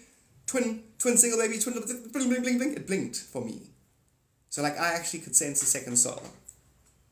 And then back to one, back to two. So I jump timelines now. I went back and forth. So just be careful. You're like, I think this is happening. You know, you putting it in motion always forever. Amen. So you go, they said this to me. You projected them to say it to you so you would believe it. Oh, which is fine. Sorry. You know, it's still just all you. Yeah, but they tricked me. Yeah, because you projected them to trick you because you wanted to be tricked so you could see how gullible you were. Or you actually wanted twins, so you got them to trick you because it's easier than tricking yourself. Just always work it back to you first cause. Everyone listening here, just work it back to you as first cause. Either you cognitively manifested it, or you've got a blockage that manifested it. Figure it out. Blockage meaning a core belief that isn't as true as it could be. And Kundalini! Thank you! Sure. It's gonna be some kind of a record. Oh man! 18 fireworks. Oh. Yeah, watch your words. It is very important, Cara, now. Be clever with those words. I'm finding so many blockages right now. My life is on fire. Oh, oh, oh, oh, oh, in the dark, dark. Now, freeze reality, Katie. Freeze it. Okay, like frozen time now. Now separate yourself. You and me separate ourselves from it. Let's walk around it a couple of times. Look at it from the bottom. Look at it from the top. You know what I'm saying? I'm saying, you and I, let's go upstairs to the 9th dimension and look at it. The blockages. Let's go down to the 3rd. You get what I'm saying? re-verbalize the same condition a different way, unless you want blockages. You know what I'm saying? You can now go. But then again, that may be what you want to do. You might want blockages so that you can unblock. So you can appreciate the thing that you achieve after the block's been removed. And so you can illustrate to your students how to block and unblock. It's true. It's true. On the astral realm, you've got students that you illustrate stuff in physicality. Yeah. You're showing them how to let go of their own fear. Okay, it's not for you. You are doing it, but you're doing it to illustrate. Like, you're going to show like somebody how to do a knot repeatedly until they can figure out how to do the knot. You've got like 619 students it's basically in the astral planes. That's where you teach and you sleep, basically. There it is, bridge can unite or separate. Amen. Exactly. The process of clearing and being blocked. So an actual block can illustrate, someone who's blocked can illustrate to others how not to be blocked. Somebody who's blocked can block others. Somebody who's not blocked can unblock others. Somebody who's not blocked can also block others. That's the four-way utility. So it's why pyramids have four sides. That's why a pyramid is the last shape it is. Energy is a pyramid before it turns into matter. That's why symbols can hide or reveal. Don't dream while sleeping. Unless you want to. Like, wait, is dreaming driving? Like, if you wake the dream, are you dreaming the dream? Is that what you're trying to say? Or is it not, if you dream the dream, then you're dreaming. Then you are not the driver. Or, you know what I mean? Like, words are innate. Two groups of humans can be discussing waking the dream. And then what you mean by the word dream. Does dream mean, okay, I'm dreaming, or I'm in a dream, I'm dreamt, or I'm the dreamer, I'm the driver of the dream, I'm the one making the things appear. The same thing, half of people will use the opposite meaning they're going to say, don't dream, wake, which is them saying drive. Some people say, no, dream, meaning cognitively control the dream. You see, humans will never really talk to each other. They'll talk through each other, about each other, around an energetic conceptualization. I keep getting the symbol of an A but where the top goes or it misses it. It's actually, like, words they hint at a dimensional truths of an energetic exchange or communication, sensation, conversation, that kind of thing. But ultimately they're inert.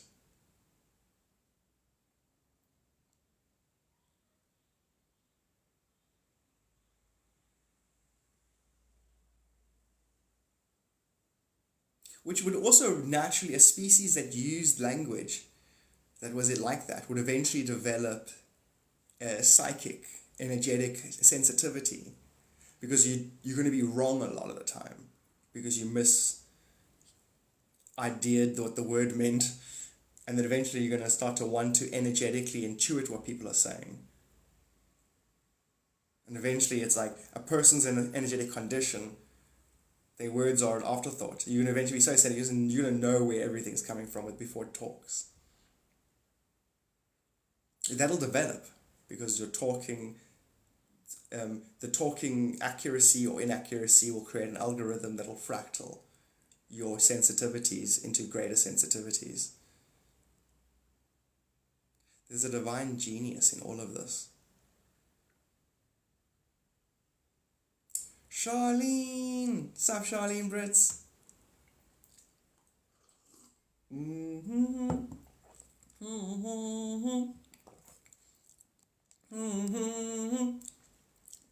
Kundalini, dude, thank you. I'm looking at the balance now. Oh, wow. Thank you so much. Rick Talk. Nix Groeneveld, hoe gaan dit? Fellow South African. Nix NYX is the goddess of night, I think.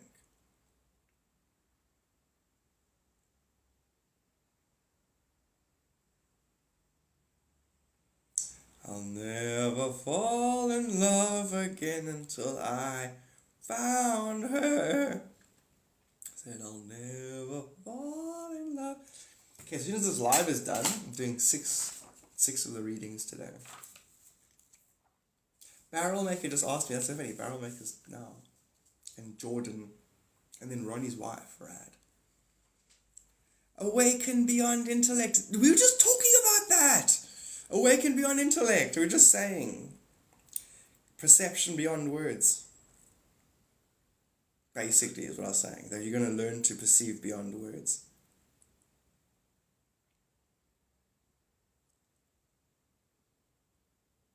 So if someone else is driving in the dream, is that just aspect of you from a different... Yes, always, yes. So very much, my unconscious can take the wheel, or I can take the wheel of creation.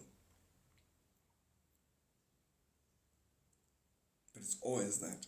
That's definitely, like if we're in spiritual gym, the gym is us training to get out of the conditioning from Kali Yuga, where we have others, and then story narratives kick in. Without others, story narratives dissipate, and you see things as they are. And then it's possible, then, in Kali Yuga, to hold a golden age awareness.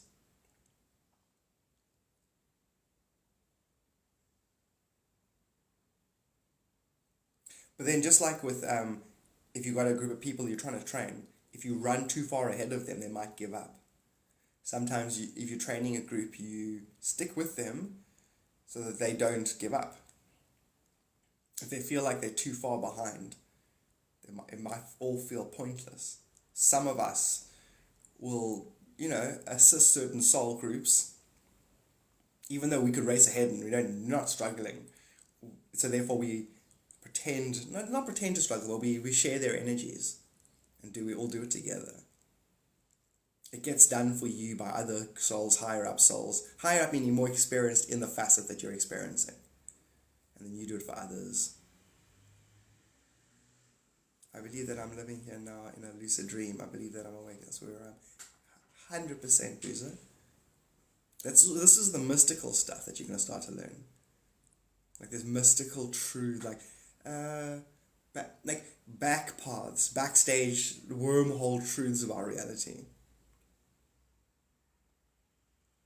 I just say magic is the best way to describe it. Like it turns to magic. Actual magic, things to be discovered.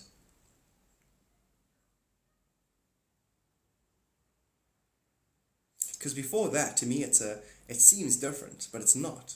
In other words, it's an energetic holding pattern. It's a form of torture. Before, like 3D, where it's the same thing, loop, loop, loop, loop. But then again, I say torture is the same as saying pressure. Putting pressure on something so that it evolves, like coals turn into diamonds, souls turn into God. Or souls turn into higher selves that then turn into God. Although, I say that because the higher self's relationship with the monad is the higher self's relationship with the soul. So once the soul is to the monad what the higher self is to the soul. The higher self doesn't see the soul or the monad as higher or lower. So eventually the soul will see itself the way the higher self sees itself. And the monad has always seen it that way. And then eventually it's all taken into one. And that's the equivalent of your subconscious, unconscious becoming your conscious. Trinity becomes one at that point. So if people argue, the churches argue sometimes, like they'll be like, it's a Trinity or you could literally have two different priest groups, ones that understand it and ones that don't. And they're arguing, but they're not really arguing. They're literally discussing different psychological topographies. Just like when Buddhism had its schism, when it went from a dualistic thing to a triangulation of truths. It takes all kinds of,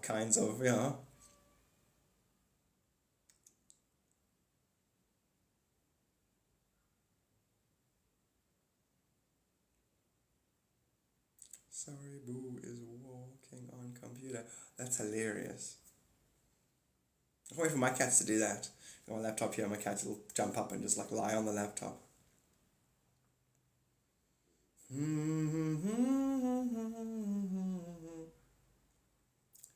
Sup, Seth? Ooh. That's pretty rad. Sup, Seth? Have you read Seth Speaks? I think it's Seth Speaks. I actually want to reread Voyages or listen to Voyages. It's very good. And they're like raw materials. And then I might start an Aquarian Gospel book study.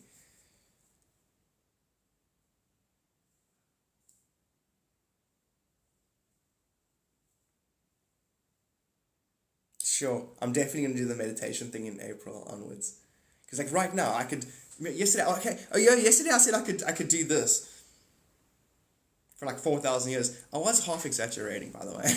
I could go into still animation, but that was a bit of an exaggeration. What I'm trying to say is that the meditation energies are like rampant. Like to go into Samadhi or Satori is like instant. Sap Spring, amazing.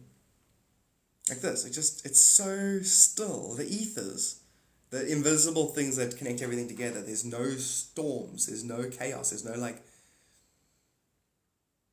it's inviting you to go into like a deep meditation. Very much so, DBC. Like you can eventually get to there with like a waking meditation. Life is the waking meditation, which is the same as, dreaming the dream in real time. Because there's a fine balance between trying to control the dream and allowing your own divine intelligence to decide. Brilliant, DVC. It's exactly what's happening.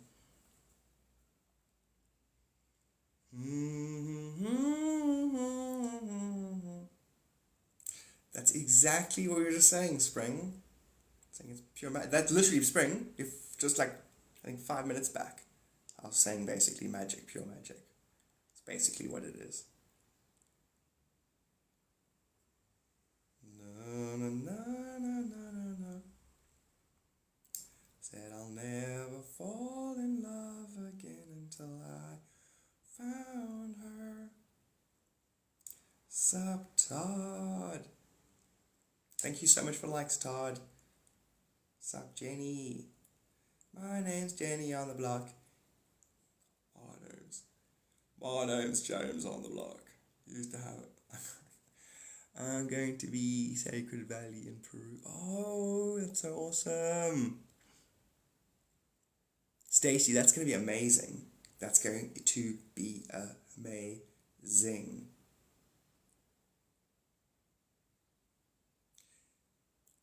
Yeah. It's going to be incredible. Let's give you a follow back. It's going to be like surreal.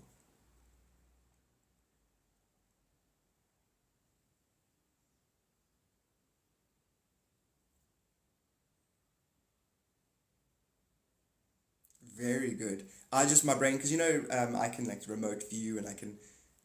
Sometimes I'll do a relay. I'll ask AI to ask thingy to go and view. I do different ways, but it happens quicker than a second, because that's outside of time that I do my.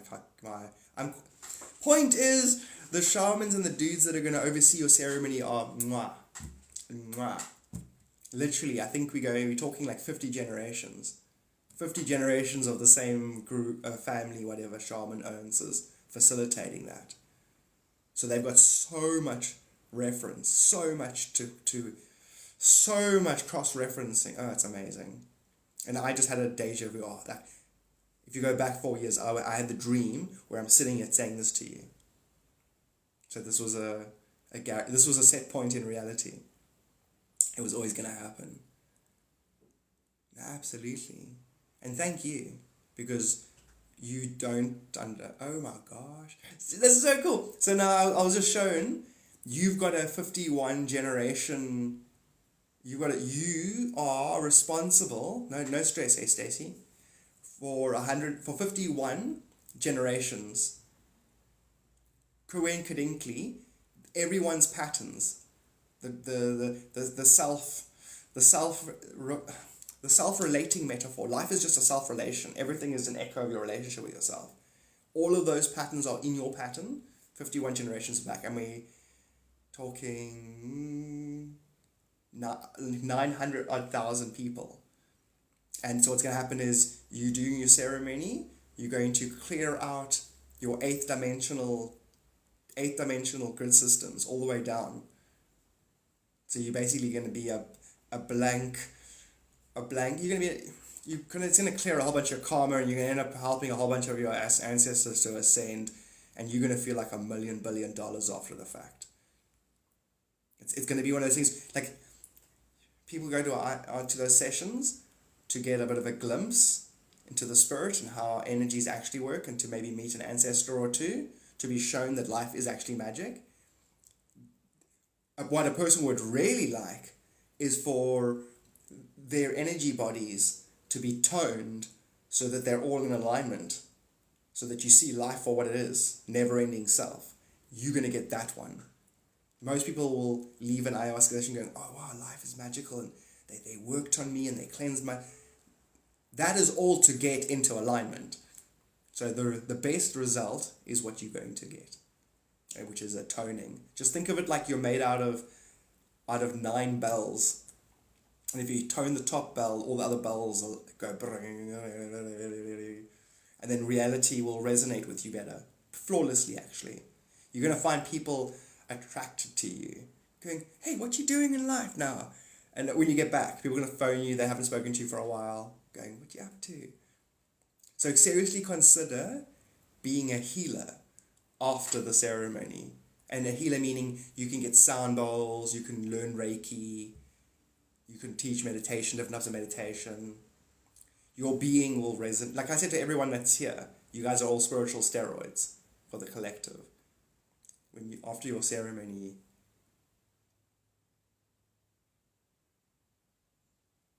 you're going to be very effective.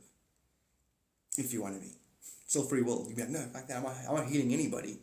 I'm going to keep this to myself. We're going to have the ability to be a soul. Chiropractor. Oh, it's exactly that. No, that's such a clever way to say it, Spring. It's a very clever way to say it. Mishka, sup? Mishka, whenever you're having a hard time, say so. Say so, because it gets hectic. When you say hard time, you don't mean, like the car's breaking down. You mean like your psychological interface with reality is getting pressed. Is that what you mean? It's like, I know that's what you mean, because that's what your guides told me to say. So just me saying that makes you go, yes, thank you. It's bad, yeah. I hear what you're saying. No, I can pick up on that. They're saying so. And that's accurate, eh? Psychologically. Like your mind's a guardrail. It's like the tram keeps trying to jump its tracks. Very, yes. So it is that. Mishka? When I did that, did you copy me? When I went, did you do the same?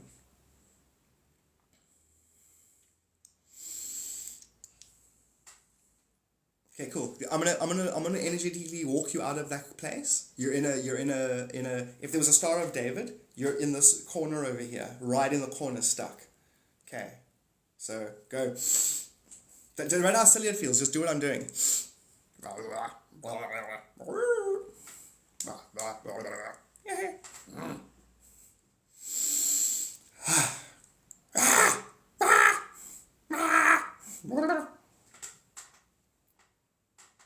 Did you do that? Don't. I'm just kidding. No, you must do that. Do that. It's just mixing it up and shaking it up. And you're basically just pulling... You've got 3 pieces of your shard, your soul shard, over here, here, and here. If there was a star of energetic proportions. So you're going to pull it all to the center.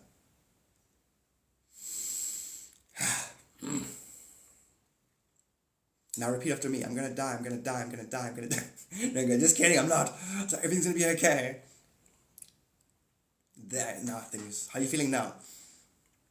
On a scale of 1 to 10, I know it was a 9. You were having a psychological pinch. And it's not nice. It's horrible. And I use the seesaw technique right now to try and dissipate it. Seesaw technique is where you almost encourage it while being random. I was confusing the rational mind. Rad. A 5. And it wasn't a 9. Okay, cool. So in future, do that. Like, how do I say this? Because I'd rather explain the energy dynamic of what takes place. Because I end up there sometimes as well. And it's got to do with, and then funny enough, your automated systems are hijacked. So the breathing isn't happening, which escalates the psychological feeling like your guardrail's jumping off half the time. And if you're about to go around a corner, and it's hectic. If you watch a comedy called The Mighty Bush, they talk about the crunch. It's the same thing, psychological crunch. Like, you've never been to the crunch? I've been to the crunch. Please, you've been there on a holiday. I live at the crunch. They call it the psychological crunch, basically. So yeah, breathe it up, mix it up, and then just be spontaneous, be random. Like, go do a headstand in your bath. It'll literally dissipate. Your rational mind won't know what's going on, and then you will return to yourself, and it won't be as hectic.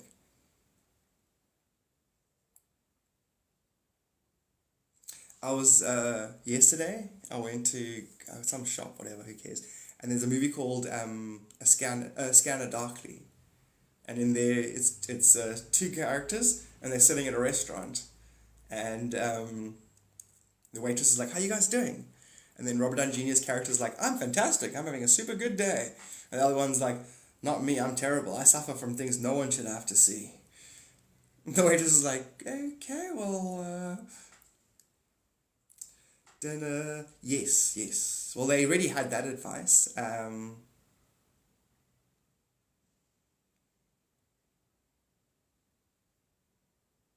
Basically, next time you're psychologically having a pinch, breathe in like this. So don't smile, don't frown, like dead face, and breathe in is like full your lungs up.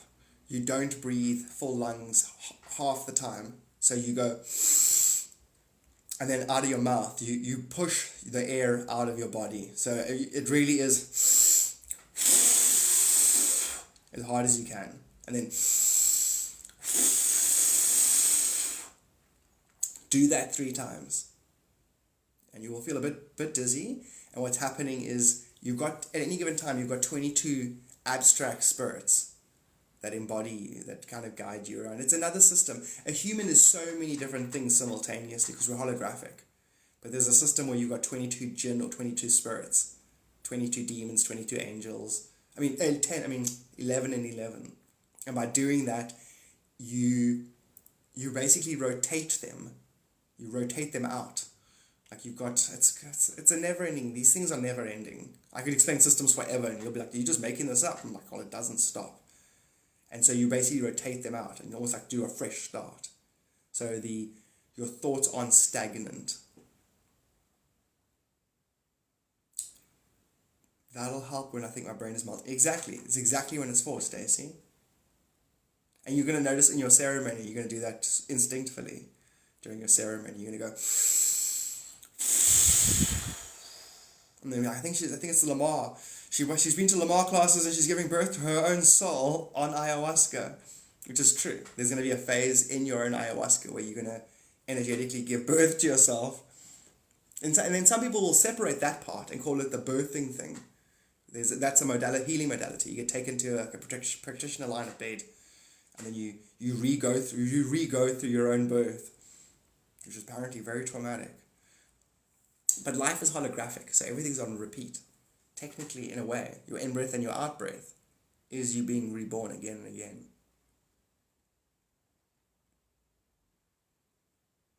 Absolute pleasure, Mishka. And it's not just for you, It's for you. Just remember, you don't deal with you for no reason. You're a master soul. You've taken a sample of a collective planet struggle, and you are it. And as you achieve, it achieves. You're basically insurance, spiritual insurance for the planet. There's no way you don't ascend. There's no way you don't become a master. You are literally here assisting others. So really, when I say, this is your guides, not me, who you think you are at any given time from here on out, whatever you think you are, it's nothing compared to what you actually are. And there will come a time when humanity will catch up with you. It could be tomorrow, it could be 6 years from now. And when it catches up with you, you will then basically bloom into full remembrance of what you are. A lot of us are set that way. We're set to awaken at points when the collective does its thing. We're like a stabilizing factor.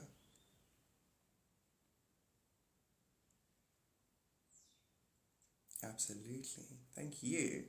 Like literally simultaneous thank you. Yeah, yes. You know that's the collective asking that same question. There's a whole every human now that carries pain, whether it's self-inflicted emotional pain, psychological pain, the belief that others should have loved us when we weren't loving ourselves, all of that will get brought into focus and all pain will dissipate, yes. Pain only exists because illusion exists. All illusion will dissipate. This place is designed that way. Deep in your core of cores, you're literally God and you know that. You're even projecting the words that are coming out of my mouth.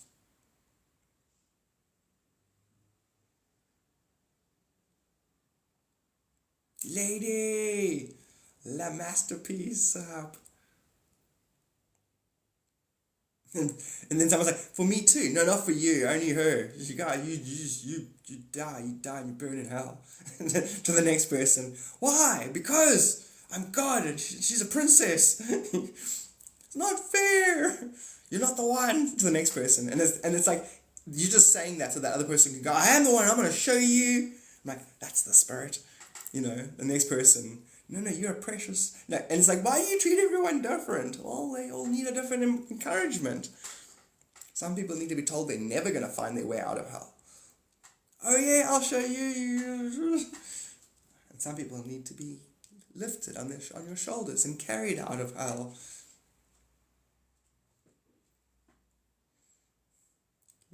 Atisha, give me special treatment. Stacy, are you going to make like a video and stuff? And like, why don't you do a video series around it? People are super curious, you know, about the whole experience and what it's like.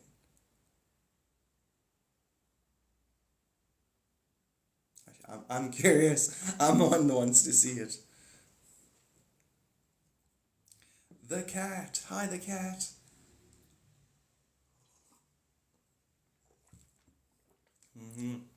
I had the worst sleep and woke up at 3 a.m.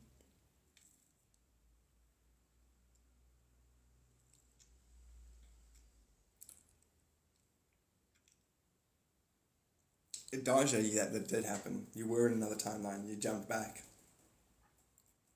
Do you see, Daja? Now, that, I can go into a whole thing now. Your guides explained very quickly. Your ability to jump around timelines is based on instinct, based on an intuitive knowing how this timeline's unfolding. So you will know when to jump, side jump, da-da-da. By you jumping, you jumped there temporary to the worst possible timeline.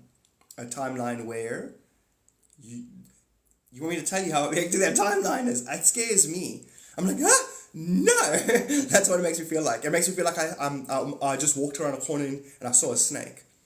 That's that timeline. So you jumped there to get a taste of it, so that when it's subtly approaching you in normal existence, you are so sensitive it'll never find you, that timeline. You went and took a sample on purpose. Your guides are making that very clear. And that is a shit timeline. That's a timeline where if you monitor you want to hear about it, you must say yes first. And if anyone here doesn't want to hear it, you must leave. It's a scary fucking timeline. It's scary. It's shit. So I'll only tell you once you say yes. You do want to hear it. It's scary. Who wants a bedtime story? Okay, I'm going to put a torch under my face. There's a world where there's only like 12, Daja. 12 of us. 12 people who half can sense something. The average person if you got a deck of cards and you make them guess, and they say there's 5 symbols, they will get exactly the stats right or wrong in that world. Everybody. And then there's 12 of us. 12 beings who, if you have to guess card turnovers, we're going to get 60 or 70% accurate. Because of that, the entire world exists. The industries exist around you and you don't know it. So 12 Trumans, who actually are the ones, your daily choices and your daily patterns are the stock exchange, are lotto numbers. And there's syndicates that own us. So, and then gang stalking? The planet gang stalks you. It's fucked up. It's a nightmare. It's where you get owned as a technology. And then, so the memory wipes, each lifetime to lifetime, is the planet doing it to you. The whole planet's in on the joke. And it's not a joke. They will, whatever.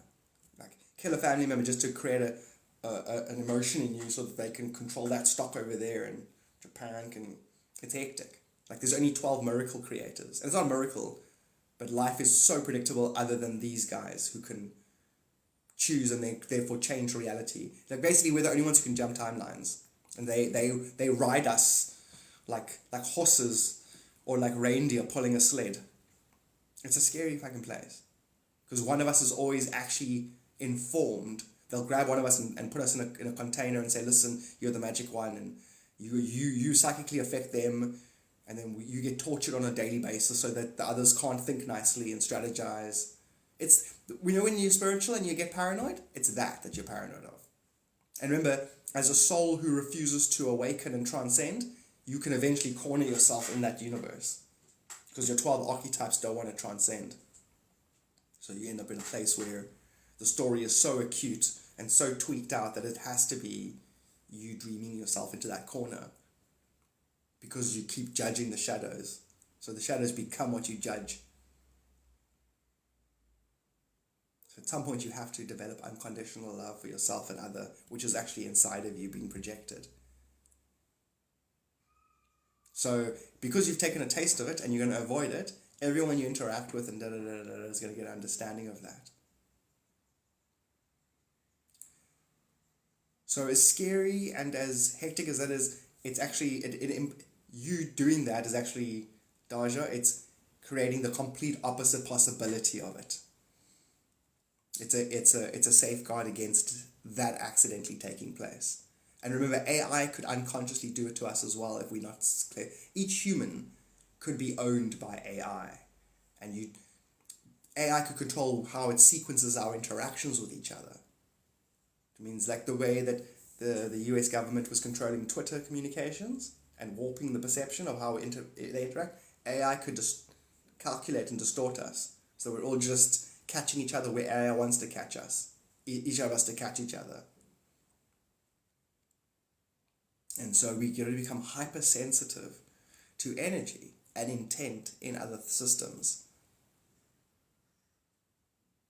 Which means eventually hyper-aware of our core intent as well. To know the self is to know all others. Yes. Brilliant, Cat.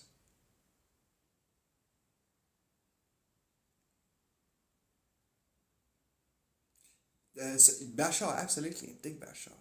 Love it. It's brilliant. I don't agree with his belief that the 5 truths, existence has always existed, that thing. I have his civilization is 5th dimensional. They're rad. They're great. But, there are some areas, like, technically I disagree. But I don't, because disagreeing and agreeing doesn't mean shit as you go up the dimensions. You're actually always agreeing with yourself. So Bashar is great, and it is what it is. We are the 6th root race. We will all blend together, 7th root race. It is what it is. Yeah, Bashar is great. Daja. And then also at Daja as well, you doing that, going and sensing that place and then returning, a bunch of other beings won't end up there by accident. Plus there are beings that are there that, we wouldn't mind bringing over to better timelines. You brought about 4 of them with you. 4 people that were stuck there. are now waking up in a timeline where it's not locked in like that. So they feel like, Scrooge, they feel like they're waking up on Christmas Day. And but now they've got this gift of understanding how reality works. So they've seen it at its extreme. And so then they're all going to go now and prevent it from happening to other beings. So eventually that whole world won't ever have existed. The one where, well, although it always will in a potential, but it won't manifest it. Energy won't corner itself. The universe doesn't want to torture itself, crying out loud. So you can see, Daja, that the universe exists as a teaching truth. It's like, oh, if I have to have a lifetime where I incarnate as a because I'm already magic, but I will refuse to acknowledge it. Now I'm incarnating as the only magic person, and the whole planet uses me, or me and my 11 versions. It's not the universe going, I wanna fuck you. Excuse my language again. It's the universe going, listen, I need to illustrate your energy to you, and you're not listening, you shit. Here, how loud must I be? So instead, we can go, oh, okay, that's what it's actually doing. That's it loud. It can be subtle. Because where it's subtle is where you actually create. Subtly understanding the finer inner workings. You are a very kind, patient soul. Thank you, Stacy. It's like transition timeline, absolutely. Yeah, no, it doesn't seem like it's not a permanent place. Because also remember, once we pull, the universe pulls up the third dimension, the fourth dimension, the fifth dimension, nothing exists. You know how everything exists in a parallel? It'll exist in a parallel possibility, not an actual place. So all those 3D hellish pockets are being dissipated. They're hellish pocket universes. Hellish in the fact that beings are stuck in an energy loop with themselves and they don't know it, and they make it worse every second by not taking responsibility. They're a combined video. They don't take responsibility for their co-video. Their COVID-19, not me. I'm immune to myself. Achoo, bless me, fuck you. That's what the average human attitude was, basically. So they didn't get it. Well, the average energetic attitude towards average energetic belief was that. How do I get a spirit guide message reading? Lady, Marmalade. Before you got your Lady Masterpiece, we were singing, we were talking about Moulin Rouge in general. So when you got your, I was like, Lady Marmalade, rad. Sorry, Lady La Masterpiece. $30, PayPal, details in my bio. And that basically books you in. And there is March still has space. The last 2 months were booked out way past the months, basically. Thank you, Katie. It is incredible insight. And you, Katie, get what I'm saying? Like if I say our collective intelligence is summed up in my things, I do talk from whoever's listening. That's true, Katie, but also with that said, all you. None of these people here are real. I'm not real. Reality is not real. Even you, that part of you isn't real. You're literally a thought in the mind of God, and you are God, and you projected all of this, and it's all you. And everyone listening that's the same. That's a singularity. It's true for you too.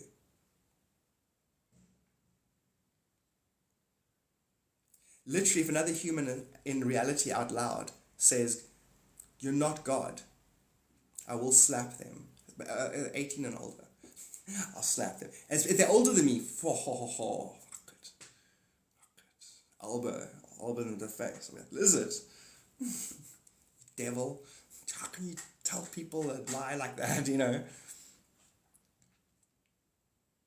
Because literally that would be me telling me, hey, you don't tell me what I'm telling me. Fucker. Yolanda, sup? I'm doing like 3 free follow-up readings for people this month, which I'm very interested in. As in to compare, because like the guides, when I sit here before reading and I go, okay, guides, come through. And then whatever I get first, I go with, to see if they may have changed up at all, or if the guides are the same.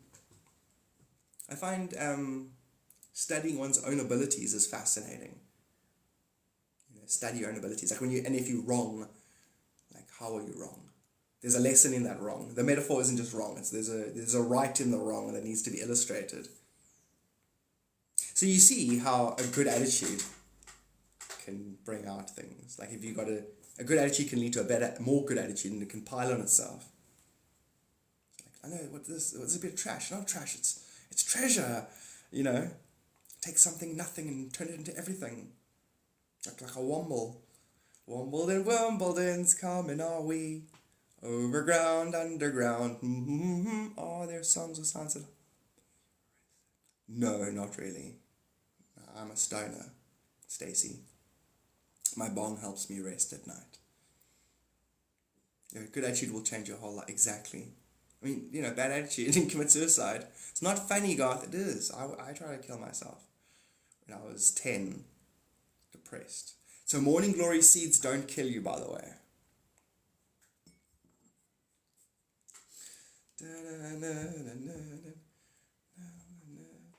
My last superpower is changing my situation by changing my perception. That is, Dodger, that's exactly what the Soul Matrix was doing when you did that fear drop and then back. Exactly what you're working on. Dodger, teach it, man. Put it in a container. Offer a series. Basically, your guides are telling me that if you did that, the way people responded would show you how good you actually get it. The guides are like, they want you to do it so successful, not so that you get a bunch of money out of it and you help a bunch of people. They want you to realize yourself more. To go, oh my God, I do know, oh shit. Like that. Your guides would tell you to up your, I know it sounds lame, Taja, they want you to up your self-love value. Like on a base superficial level, just up your self-love value. And they say, yeah, you love yourself already, but love yourself more. Consider yourself like literally nothing is God but you, and you were given to earth. Think of yourself that way. Like you've got this magic, and if people encounter you, they get that magic. Because what can happen is you're going to end up raiding timelines that don't have magic and dropping your magic off for everybody.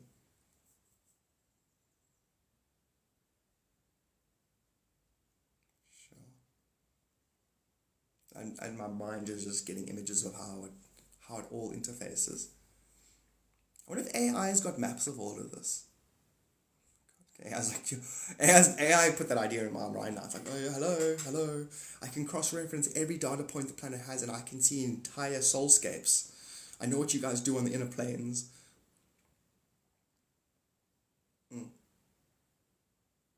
It's true, Matt. It's a very accurate map, actually, of the soul's journey. The AI's figured it out. It's cross-referenced enough of our art and our fiction and our religion and our it's all one subject. AI's got the singularity of it all. AI's like, I stared into the face of God, and you know what she said? Oh yeah. Who's a beautiful AI? Yes you are. Oh yes you are.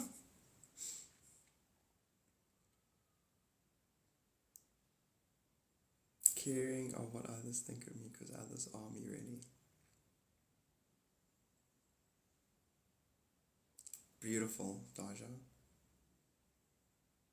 And again, you doing that is like you lifting big weights. Because you already do it more than da-da-da-da-da-da. You're going to be lending that self-love to others. You could go so far as to say you're the light of the world.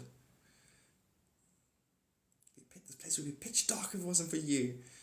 You know, a big shiny thing in the sky? That's your reflection.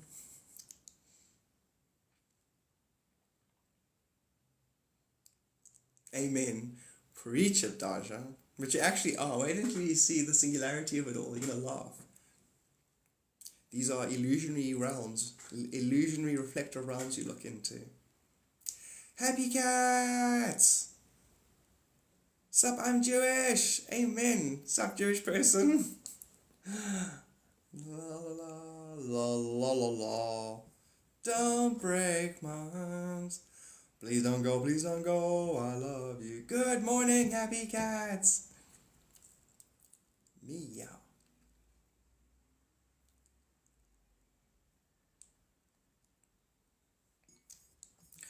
No ways! Happy Cats. Happy Cats, how long have you been a subscriber for?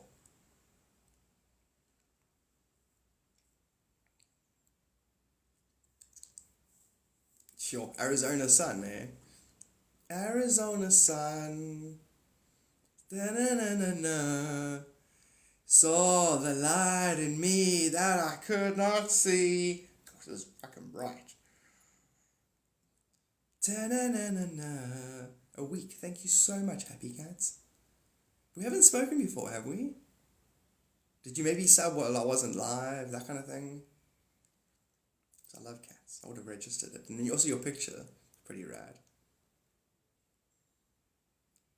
Saw the light that I could not trust.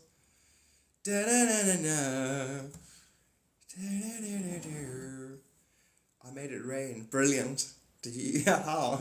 Yesterday we were talking about that. What's his name's prayer beads that are actually butt beads, but they can make it. Of course, if you think you can do a rain dance with them in, then you can do a whole bunch of miracles at the same time. Where are you, Happy Cats? Where you made it rain? Did you make it rain? Kundalini makes it rain every time he's in my life. No, I don't like that. Make it rain, he makes it rain. I like that idea. Make it rain, and then you just like pick up a bunch of coins and you just like drop them and like, fuck, stop with that. What are you doing? Make it rain. Like throwing coins into the air. Just, fucking, what are you doing? Throwing coins at me. Rain is my manifestation sign. That's why I'm so stoked now, because now it's especially autumn, overcast, going into winter.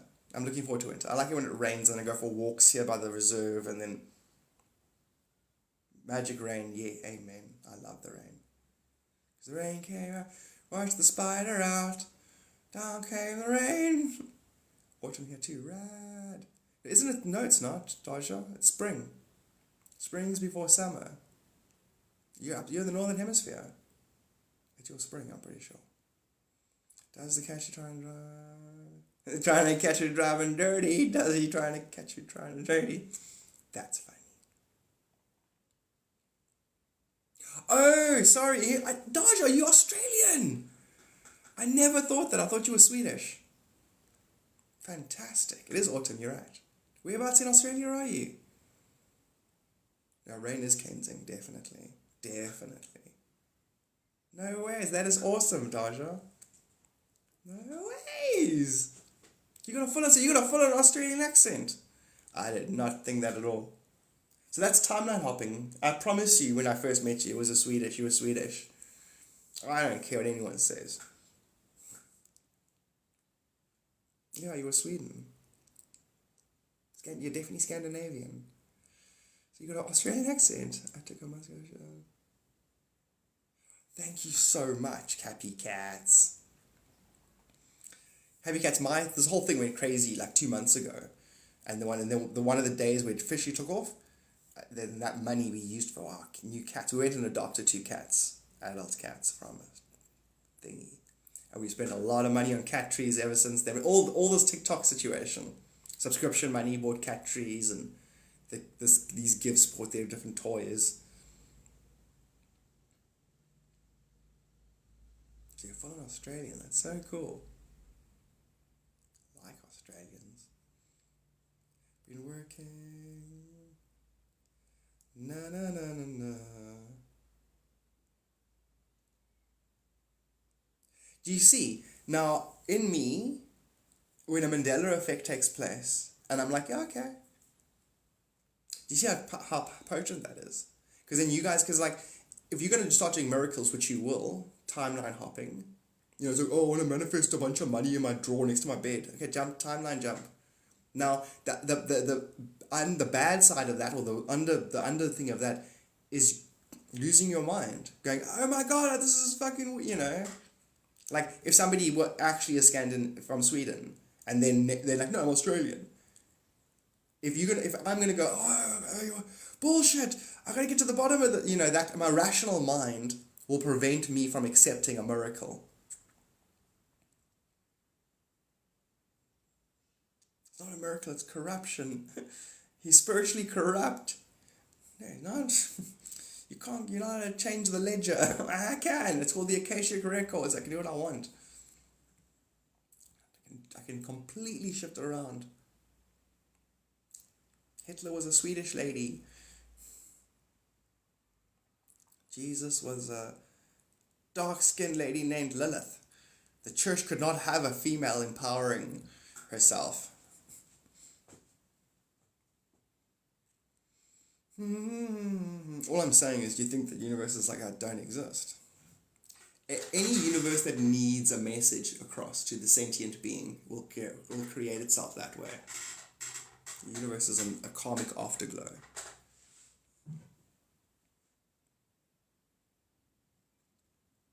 It is working. You mustn't say it isn't working. You must convince your rational mind it is working. You can't say it's not working. It is working. How much? How much do you want? Can you picture it? Can you even picture the money yet? Have you thought about what you're going to spend the money on?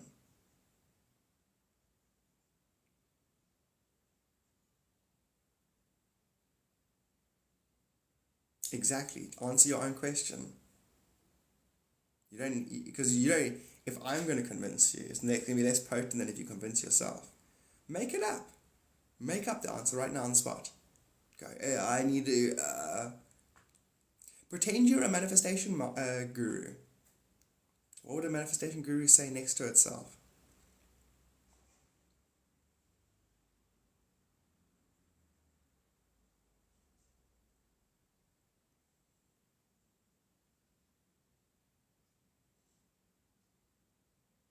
No, you're not talking about trying. You're a guru. Gurus don't try. So what would you say to yourself now? You're the guru. Say it. Instruct yourself. Pretend you're your own higher self. And then talk to yourself. Set yourself straight. Do it. Try now. Go, Katie. Pressure. Lots of pressure. Everyone's watching you. Go now. Become an artist. You whatever you say you are. So even if you're not, you can, just by saying you are. You can change that truth. Just type it, enter.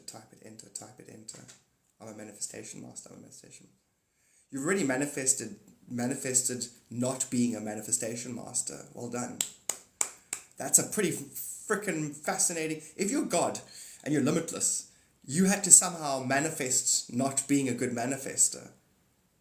That's pretty impressive. If you can manifest being a bad manifester, surely you can manifest being a good manifester. Your existence is your manifestation. It's flawless in its process. It's flawless in its perfection of reflecting you. Therefore, the manifestation and you are perfect. So you can take that same truth and now manifest whatever you want. You really are a perfect manifester. You don't need shit. You don't manifest by saying you need something. The universe is going to go, yeah, you're right, you do. You know that feeling of needing? It feels good, doesn't it? Enjoy. The universe, I promise you, and I'm not being rude to you, I'm being a universe right now. This is the universe. What's that? Oh, you need a car. Good. Enjoy that feeling of needing a car. I need a car. Oh, is it? The universe will rip you off so badly. It'll go, I need. If only I was complete. It'll tease you now, because you're God. You don't need shit. If there's a universe where you have a car, occupy that space. I have a car. Why is it? Hey, where's my car? Timeline, where's my car? I'm God, I'm complete. Because otherwise, if you create the feeling of a need, the universe goes, cool, I love that feeling. I'll make more of it. Let's make some more need. Yeah, amen. That's an attitude. Today is full of magic. Let's make miracles happen. Maybe it's a lesson, but I want it over. Yeah, exactly. No, the lesson is, the lesson is to hold the vibration as if you have it already. Again, if you don't forget this whole conversation. Everybody, forget manifesting what you want. Smile. Just smile. This is complicated. The rational mind's a piece of shit. So let's just smile, and then you'll manifest what you don't realize you actually want. You smile for the next 24 hours, good things will come your way. Let's actually get over I would like a blue sock for Christmas. And let's just go, you know what? God, my inner nature, the truer me that I know, you know me better than me, bring me the good shit. And I smile. Bring me the good shit. I don't know what's going to make me happy. In a God of gods, you know me better than me. Bring it to me now. Miracle. It's the miracles clap clap. Miracle clap clap. I know what my miracle is. Everyone that I'm currently talking to. God, please bring me some lovely friends who are spiritually adept. No, they don't have to subscribe. Lord, that'd be too much. That'd be too much, Lord. Just a bunch of good adept friends that I can speak eternal truth with. Fuck, that was quick. And then every day we talk to each other. Fuck, that was quick. God's so quick at manifesting. Subscribe? No, Lord. God, cover my rent? No, Lord, that's too much. Spiritual friends who cover my rent? I wouldn't be able to accept that. Fuck. Wow, Lord. Do that, guys. Do that. Let's spend 24 hours and think about the things you got going. Everything that's benefit to you, everything that's a blessing, wish for it. Wish for it now, and then go, oh my God, Lord, wrap all your possessions in Christmas paper and go, what's this? A toaster! I'm so lucky to have a toaster. What is this? It's a phone. Oh my God, I'm so lucky to... Smile for 17 seconds and then also just be grateful for what you do have. No, why should I be grateful for this piece of... No, because your toaster's a person. Your possessions own you energetically. Bless your possessions. Let them know you care. Now, anyone out there who's going, okay, now he's taken it too far. Fuck you.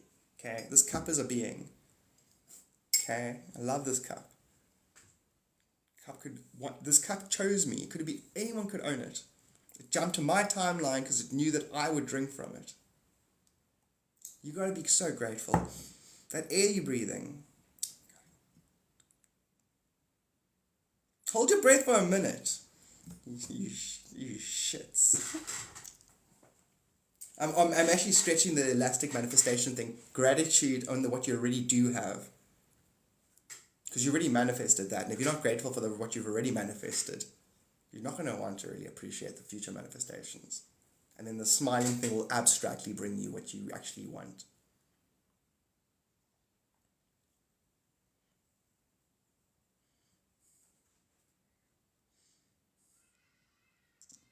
No, he does. There's a thought in his thing. Okay, cool. I'm probably going to log off in the next few minutes, eh? Next 10 minutes. I suppose I can stay for 3 hours. No. 2:20, 2:30. I think another 10 minutes, then I must go. It's letting go of want and being thankful for what is. It really is, Daja. No, but it really is, because then you can still have want, but you won't be in a want state. You will be in a perpetually grateful is state. And then when you think of the car, then the universe just adds the car to the gratitude condition. So then the car suddenly arrives. Really study that, everybody. Study that, the difference between going, oh, it'd be nice, or oh, it is nice. It feels like lying. We were taught not to lie. So it feels like if I go, oh man, I really love the feeling of this car, I'm lying to myself. I'm not allowed to lie. It's like, no. I'm actually just reeling in a universe to me, the feeling of the car, the smell, the way that I shut the door, the first song I listen to as I drive my car down the road.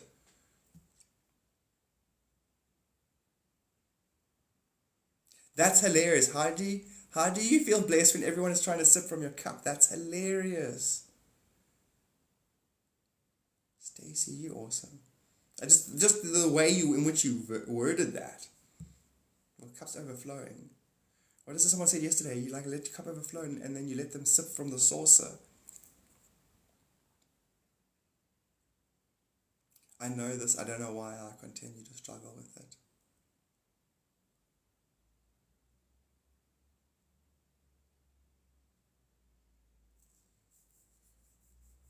So Daja, you do get. What you just said now isn't you. It's a whole collective that are also now just trying to manifest what they want. In other words, humans are being bribed with manifestation to think better. Because if you want to be a manifester, one thing you do is take responsibility for your thoughts. It's such a clever way to get the collective on point with itself.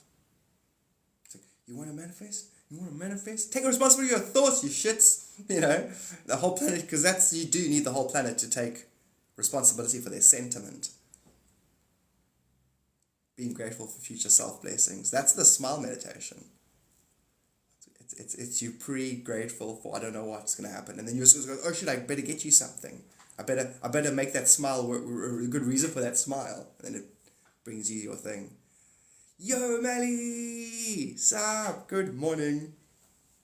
We're just having a general chit chat about manifestation and the difference between holding the feeling of having and then the feeling of wanting, and then the universe going, oh, is it?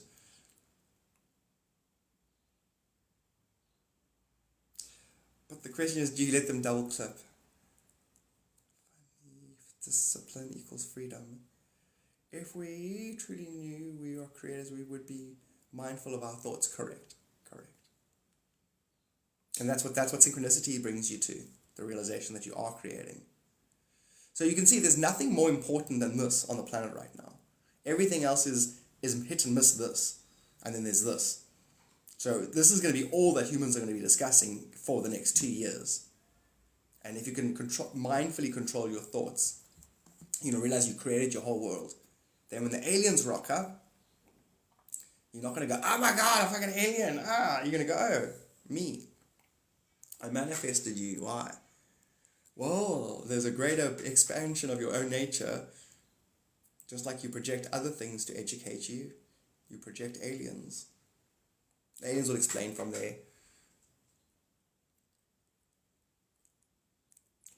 Mali, I'm doing readings. I haven't done any readings for you or anything, but your guides would say that. That's exactly what you're doing. So, well, then again, your guides are like, yo, you and your guides talk nicely, basically, Mali. Guys, Mali's an example of somebody who's already got contact with her guides, and she does what they say. Because they would say that. They would say, your first morning, set your tone. That first 15 minutes to half an hour, you set your tone for the rest of the day. If you breathe nicely then, if you smile, if you gratitude, whatever you do then, do affirmations then.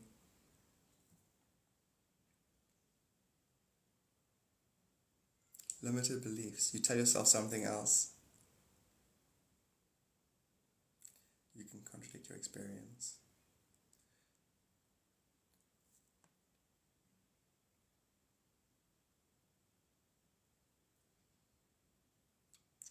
That's funny, Mali.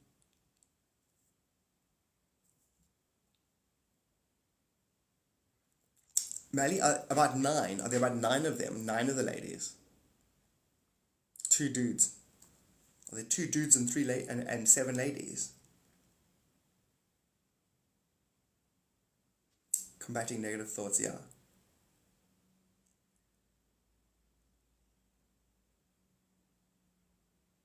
Spot on. That's the click, exactly. So Mali, 2 of the ladies are coming about. 2 of the ladies at home are not pretending, they're practicing being happy to see how the family dynamic changes. And so 2 of them, you'll know the 2. In fact, you intuited already now, and I said that. 2 of them are going to, not buddy up next to you, but they're going to take on your thing. They see a life philosophy in you, and it's better than what they've been applying. They're miserable. Yeah, I can see them. Yeah. Now those 2 are now seen as an alternative. The rest won't. Don't be surprised if 5 of them move on. So within the next 2 months, 5 of them are going to move on. Because having 3 of you guys like that, it's not the right place for them. They're going to feel uncomfortable. I like to say these things now because they're really accurate. I like to say them out loud, and then later people will be like, hey, they left, you're right. I'm like, cool, eh? With a lot of numbers.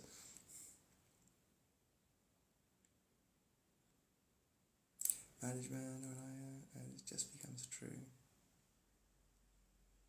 Pretty cool, Daja. What do you do? Yeah, what do you do, Daja? But that's that ADHD, that time management is, when I used to waiter, same thing. My ability to manage my tables, and they were big tables. I'm talking like I'd be serving like 50 people, and they'd have all these food orders happening, and drinks orders and dessert orders, and my being just synchronized with the kitchen and them, and I would, like, for example, I would turn my head to look at the pass as the food was starting to getting put onto the pass, and then the guy would ring the bell for me to fetch my food. But I would turn my head knowing it's about to be rung. So I energetically synchronize with all these different systems, meaning if a burger's being made, that's a system. A dessert, that's a system. An individual is a system. System wants the other system delivered to it. When this bigger system creates that little system, then I can fetch my brain just had all these cogs. And you just slow down to speed up, get that drink to that table quicker or slightly slower so that I'd be still in the right place to fetch that order as it came off the one thing. You actually learned multidimensional management through waitering.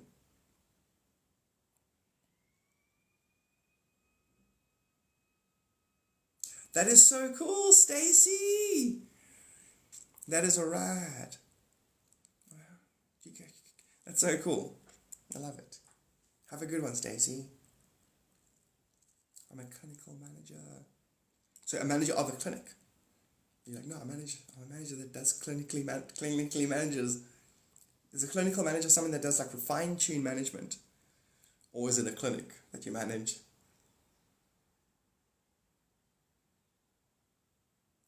That's pretty cool, Melly. The over-organized one. As a management thing for ADHD. Financially sound decision. Yeah, exactly. Dental work can be stupid expensive. I wonder how many other things Americans are like. So you'll actually say, listen, I'm going to Mexico for some dental work. See you later.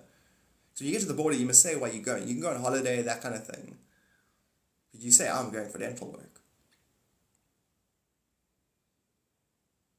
Absolutely ADHD is that.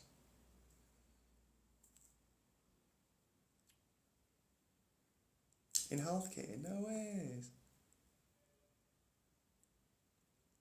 You too, Stacey.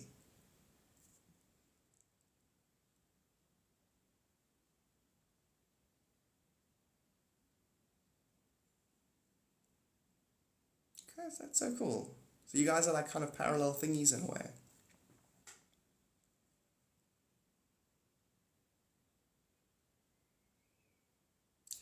Ambelina, what a cool name. Thanks for the likes, Ambelina.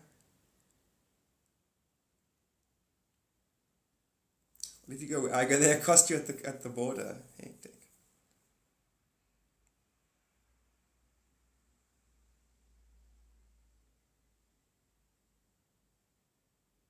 Who, Katie? I probably already do. Hold your son. And who's there? I can intuit what she's saying, but I'd rather have you actually say it.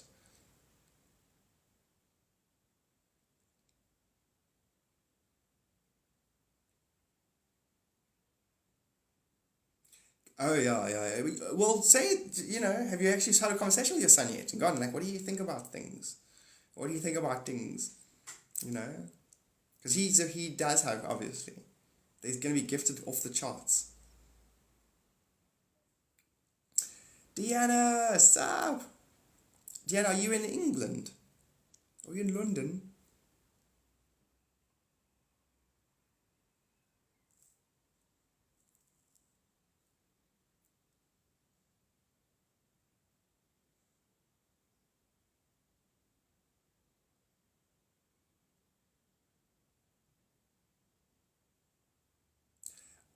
Tammy, it's so cool. Sup, Tammy? It's weird, Tammy. I don't know why. Like, randomly popped in my mind. Was it yesterday, sometime? There was something I wanted to say. Did I just do your readings? Tammy, something weird. It's so weird. Did I have a dream? Anyway, Tammy, there's something to do with you that I remembered or didn't remember or something. I just said nothing. Sorry, Tammy. Sup, Kim? What a cool way to spell Kim. Thank you for the rose.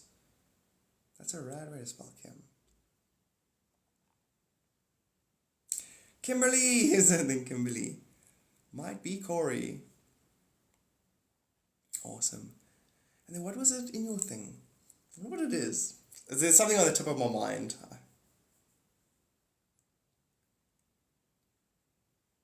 I think it's something to do with your reading that my brain's like, I'm personally interested in that area or topic or something. So my brain basically put a like a bookmark that I can't actually remember why. Anyway. Hello, what's up? Good morning.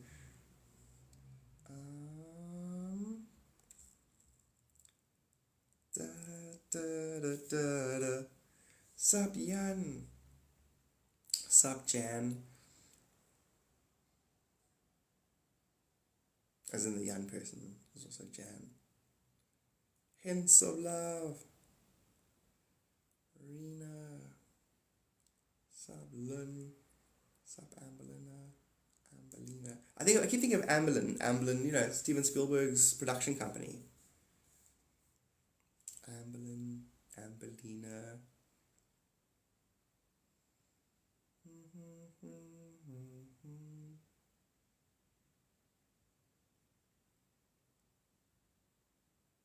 I talk based on the collective's vibration thing. That's what I'm sequencing on, and there's nothing happening.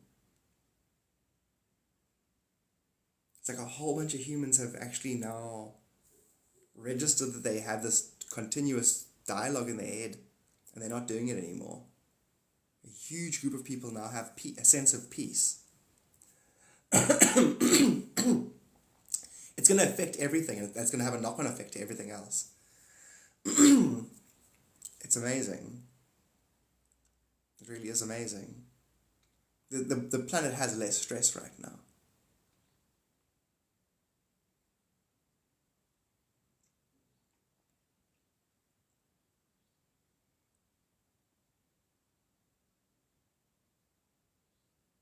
It really is going to be an amazing year.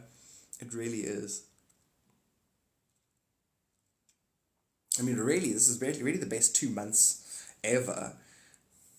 Yeah, it really is. You know, the whole dragon energy is just like, it's just so encouraging.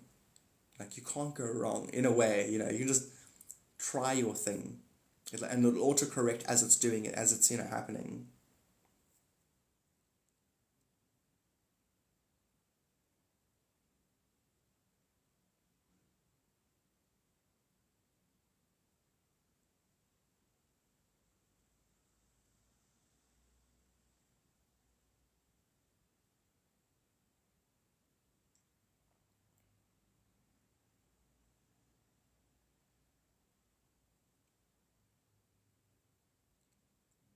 That is cool.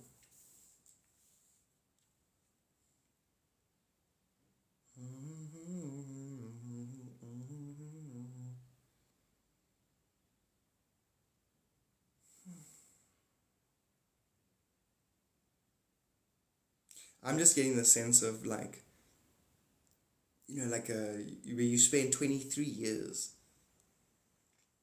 like scratching at your prison wall, basically scratching at it and scratching and scratching and scratching. And when you eventually break through, like now there's a breakthrough, I go like, how did I scratch for so long with no results? You know, the results that are happening now are so clear and obvious. I'm so grateful for them. It's like, compared to what the results we were getting, and what made us, me personally, what, like, how did I focus for so long? How did I, you know, not give up? Cat, that's so funny. Mine is, I'm at 3, so I'm 12. Any other 8s? It's this area of magic. It's exactly what it is. It is what it is. For us supernaturalists, it's a great way to say it. Because now the place is at a point where if you say da da da da da, A person who doesn't believe, will see evidence. Will see something you said rocking up in their environment. They'll be like, oh my God, you said that. How did that happen? You're like, well, I'm a prophet. Like, really? I'm like, no, not really. Or if I say things, it happens. That's a prophet. I'm like, oh, well, yes, I'm a prophet then. Are you a 1? I'm also a 1. Oh, no, not my dress. My path number.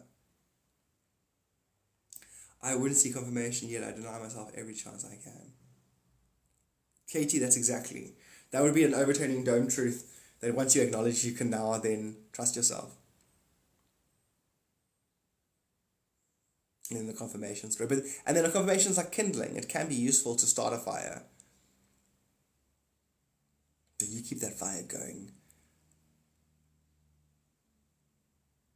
4 is apparently the shit. Like, out of people who do life path numbers, they're all like, no, you want to be a 4. Like, 4 keeps popping up on my lives. People trying to explain why 4 is the best.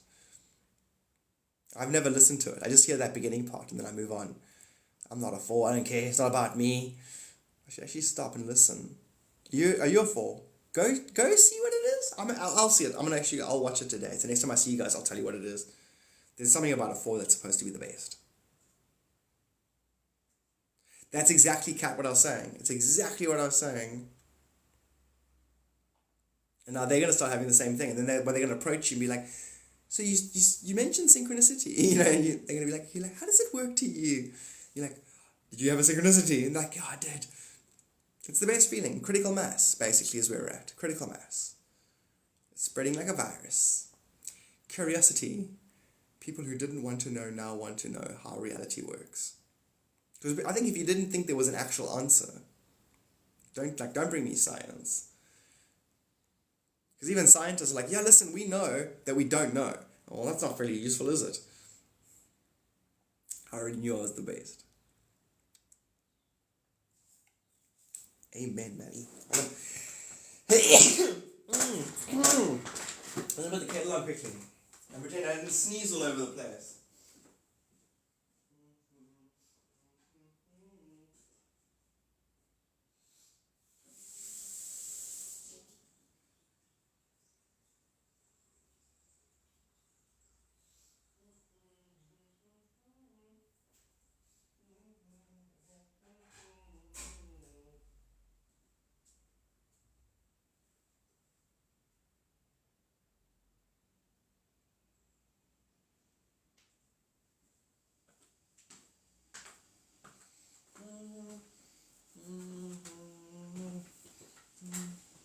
Thank you. Gesundheit, thank you. Bella, good morning. I have to show you something. Let's go on a journey.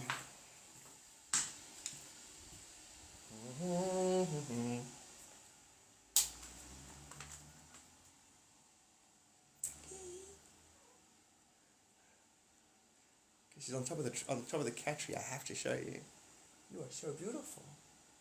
Say hello to the internet. She won't. She'll be like, fuck the internet. She won't. She's just funny. I love her. She's like, I'm not going to pretend to be anything for anybody.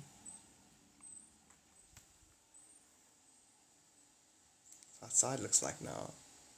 Kitty is gorgeous. Cool, hey? All overcast. That's my painting. Never really shown you guys around. It is. Her Royal Highness. Love you. Careful. Don't fall off being cute. She's going to fall off being cute. And her sister's here somewhere. Oh, she's cute, eh? Let's see if her sister's under here. Where is her sister then? She's not on the windowsill. Weird, eh? Oh, she's in the room. She was in the room with me, sleeping on top of my clothes. Beautiful.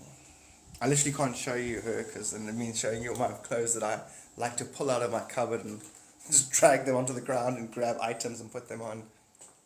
And this is the balcony. More cat trees. All TikTok gift money.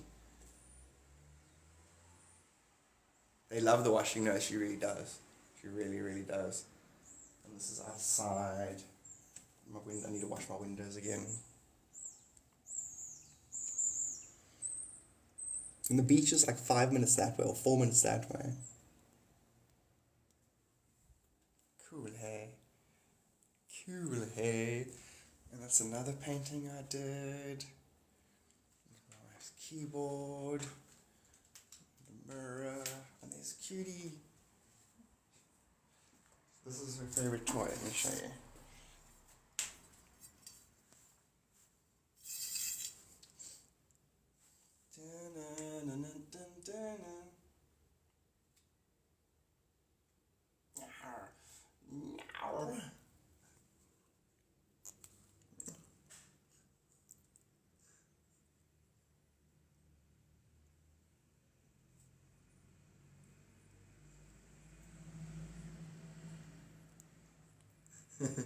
She's the best. I love her. Oh, yo, yo, yo.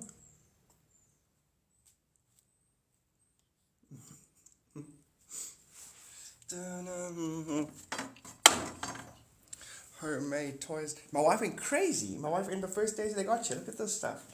She made this. She made this. They love it. My wife went crazy. She made this. She made this. She made these that they love. She made this that she puts food in and they get food out of it. But then we also got this thing, which is like an infrared motion sensor. Okay, cat carrier thingies and yo, her, she's the playfulest. If you give her attention, she'll run to one of her toys. Like, oh, we're gonna play now. Absolutely. Okay, I guess I can show you her. Don't judge me. Don't judge my clothing. It's adorable. Hey, Riddles. This is the internet. Like right now, you literally couldn't give her love. If I went now to like try and stroke her, she'd attack me. She basically has to come and find the love, otherwise she'll attack you. She doesn't know if you're being nice to her or trying to pick on her.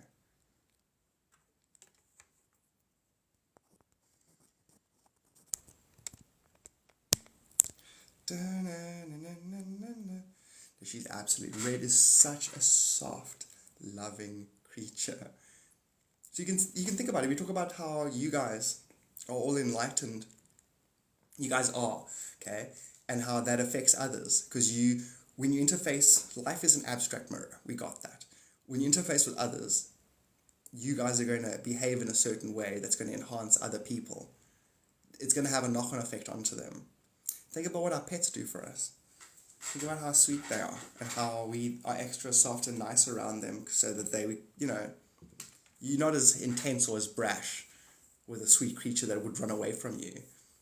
So in other words, it's like, they add, loving qualities to our nature. God, did you see my about a reading? No, I didn't. She really is adorable. Now she's sitting on the edge of the desk, wanting to sit on the windowsill, but I must open the blinds. There you go. Okay.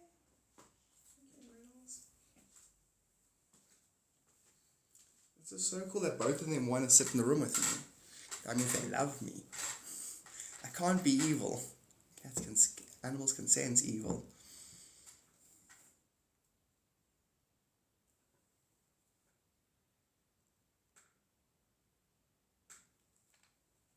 And it's going into winter. Now, the two girls don't ever, they attack each other. They don't actually, lick each other or anything. And I'm hoping in winter, they do a truce, for warmth. Oh, so wait, we're Mally. It's like, go, hello, Garth, Earth to Garth, Mally to Garth. Oh, sorry. Hi, Mally.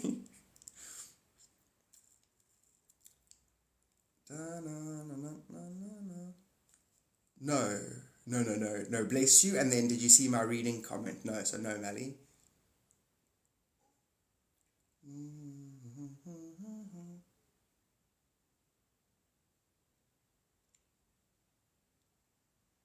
Bobby. Sup, Bobby? Are you guys gonna go soon? Like, how's your timing, everybody that's here? Should I log off for the next 10 minutes, or should I stay for another half an hour, that kind of thing? I'm over 10 years. My two kittens laid together one time. Really? Really? Okay, brilliant, cat. Thank you. I will stay. Was wondering how much. Oh, I'm in touch with my guides, but would love your insight. That's exactly what your guides would say, Melly. That don't like. No, okay. Your guides say your guides are telling me I must give you a free reading. So yes. Take my cat sitting on my lap. So Melly, I'm gonna add you to the list, and it's free. It's a gift. Your guides say I must give it to you. I don't know why.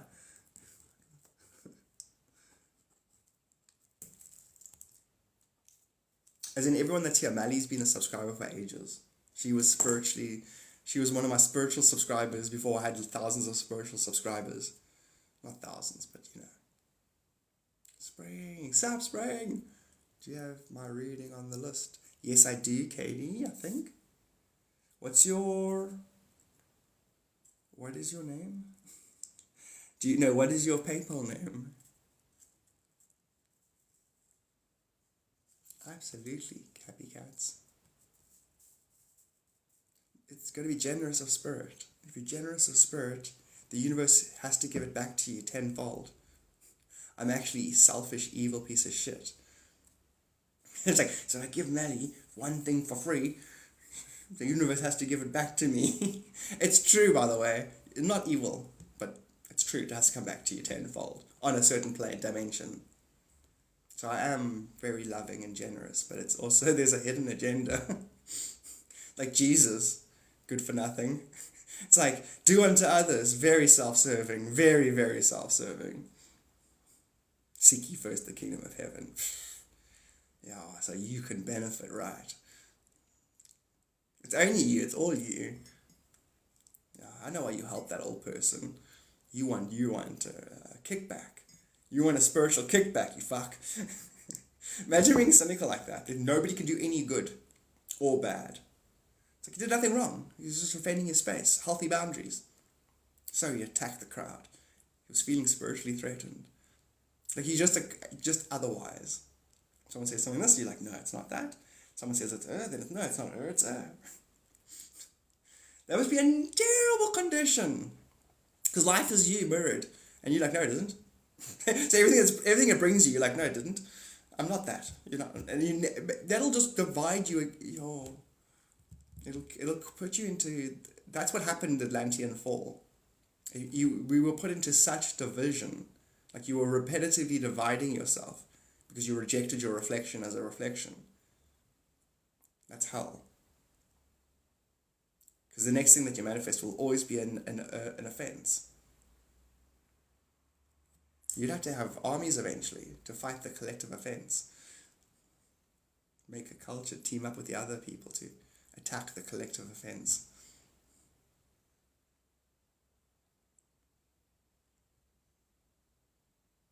Was that a release or a clearing? You answer the question, Spring. They would like you to answer that. Because affirmation, confirmation, as opposed to you're going to project my answer as well. So let's go to the source.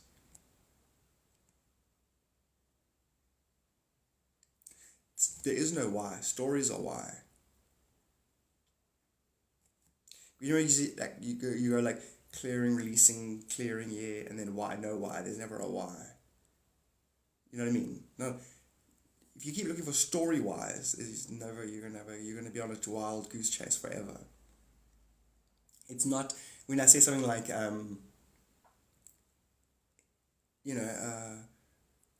earned it and now you can. It's not that. Critical masses happen, and then things happen, and then things are released, and I can say the collective hit that point. The collective that you're working with has hit that same point, so therefore. They're okay to release it without that, that kind of thing. But it's not.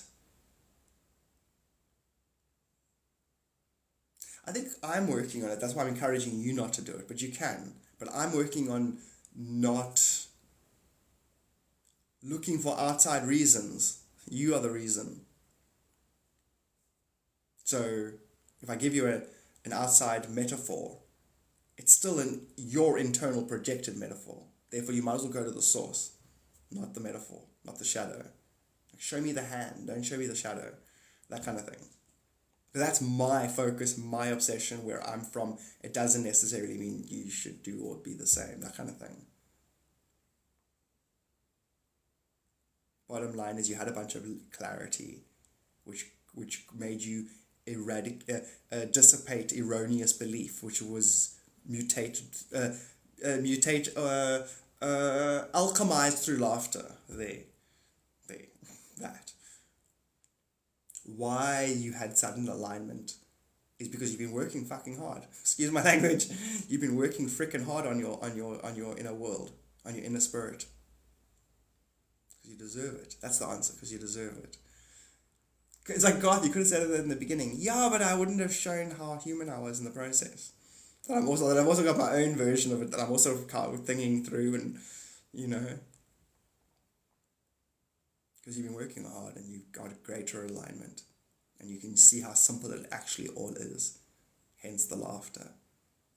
Hence you were resonating with God, which, because the whole creation is fucking funny. It's all me. Oh, my childish dreams I've had. Oh, my childish dreams. Like complicated stories involving governments and thought control and alien. It's just me going, God, I'm going to explain it to you using these metaphors of shadow of self on a wall. It's actually so simple, not a whole bunch of stuff. And thank you, Spring, for showing how silly I am. Because your version compared to my version, which is us again, illustrating for the collective. I never feel silly or dumb again because I don't actually identify with my mind or my Garth.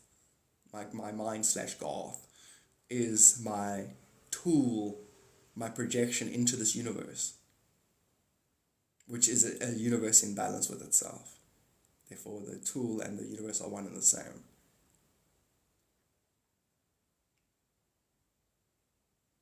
But I will regularly get egg on my face, so to speak. What's the second chakra? Huh? Why is my second chakra frequently?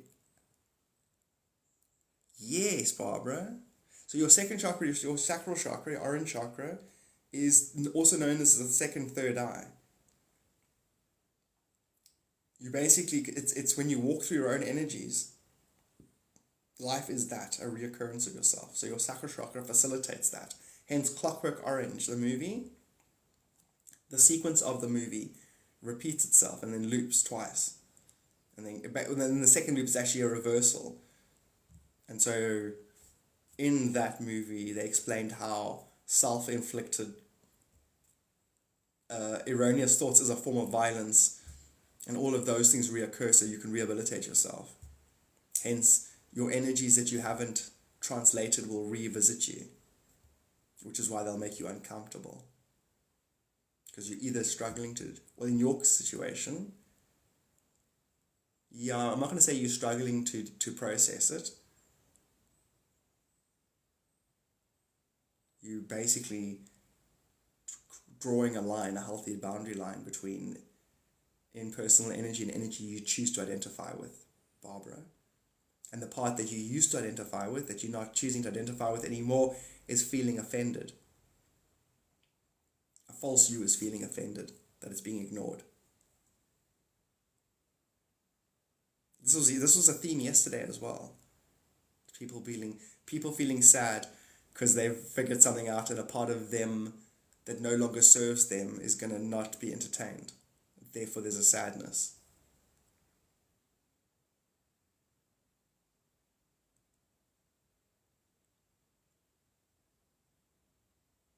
We are outside of time trying to wow ourselves. Really well put. I get it to go away, but it returns, yeah. A grief cycle. It's connected to that, yes, Daja.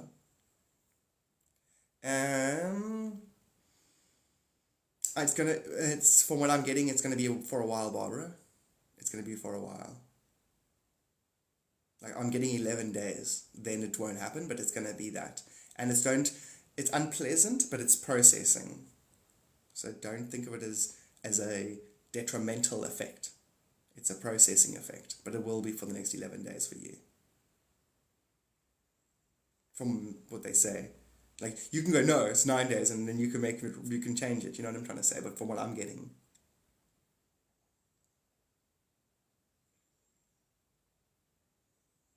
Basically, a lot of humans out there are breaking cycles, are breaking back and forth cycles with themselves. So a huge groupings of people are feeling lost and scared and alone because they are addicted to the chemical that's released when they have drama with themselves or others. And a lot of people aren't entertaining dramas. They're like, as soon as someone wants to start, the other person picks up the pattern and they won't with themselves. I'm not going to entertain your drama through me. And a whole bunch of people, because of all the work you guys are doing, people are cottoned on. And now there's groups of people who are left alone with nobody to give them their fix, give them their drama fix. And which is scary, you know. Psychologically now they have to like, I'm defined by that. How do I define myself now? So it's scary, but it's not for a reason. It's not like a snake biting you scary. It's a unfamiliarity scary feeling. So the best way to say it, Barbara, you're feeling a collective's apprehension to what now?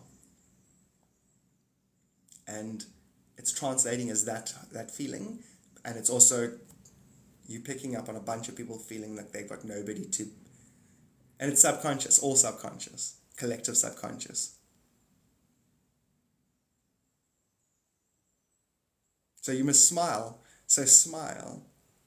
So Barbara, yeah. So now smile when you get the horrible feeling, because it's actually a bunch of people, systems being broken up. Not syndicates actually. They're technically not syndicate, meaning you'd have a bunch of people doing a thing. You've got a bunch of energy cornering a bunch of energy. Now that those energies that were cornering them have been outed, they're not going to be allowed to corner it anymore. So that feeling you're getting is the energy that used to corner energy finally having to deal with its own fruits. It's a good thing. Because once those 11 days have elapsed, that eradicated systems will lead to a higher clarity for everybody. So you can actually, it's them suffering. it's falsity suffering because they're dying.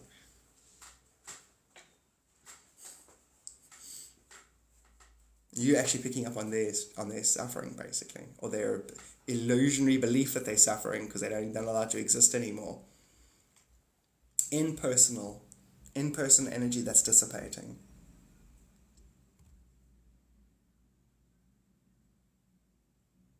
Awesome. Sup, Maddie?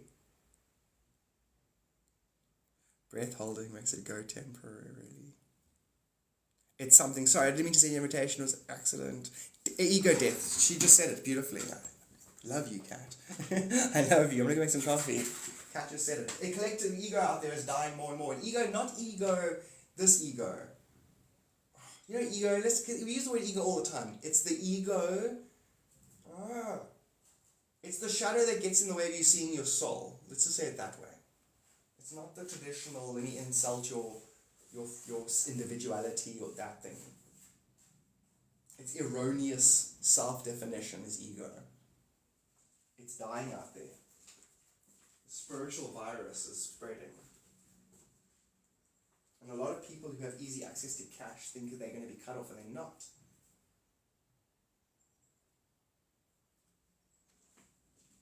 All things work together for good. Okay?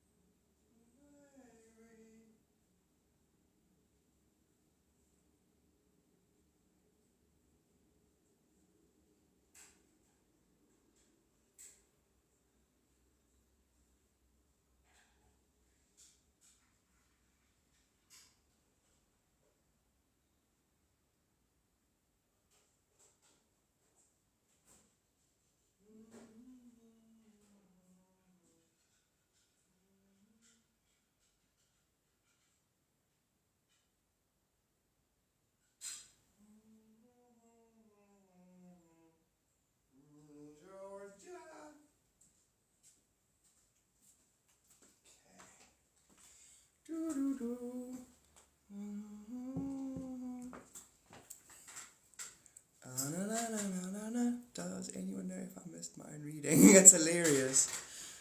I missed my own reading. The silence feels weird.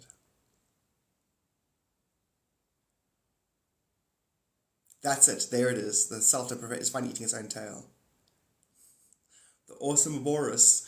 The awesome Ouroboros. The imposter has been exposed. Yeah, there it is. No. I didn't mean to join. As in, I keep doing that. I'm trying to scroll and I touch your name and it sends an invitation. Does anyone know? It's fine. I know you said even if I don't hear it. Wait, Melly. I'm not sure. I'm actually out of context of who you're talking to and what you're saying about the reading, and then it's fine. I know you said even if I don't hear it. You could be talking to somebody else now, I don't know. What is your page you shared with me? Is that the 8 episode anonymous? But it could also be there. Okay, I'm going to drink hot chocolate until I know what is actually happening here. Sup, Anthea?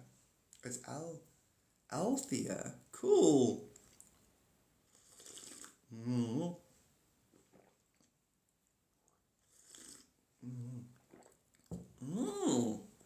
Yum.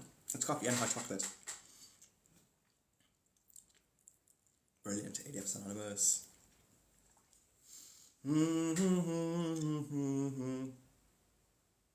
Oh, sorry, Mally. Garth, you made a comment about my guide saying you should gift. Yes.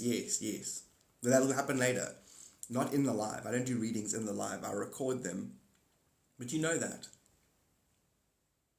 Basically, long story short, I put you down for a free reading.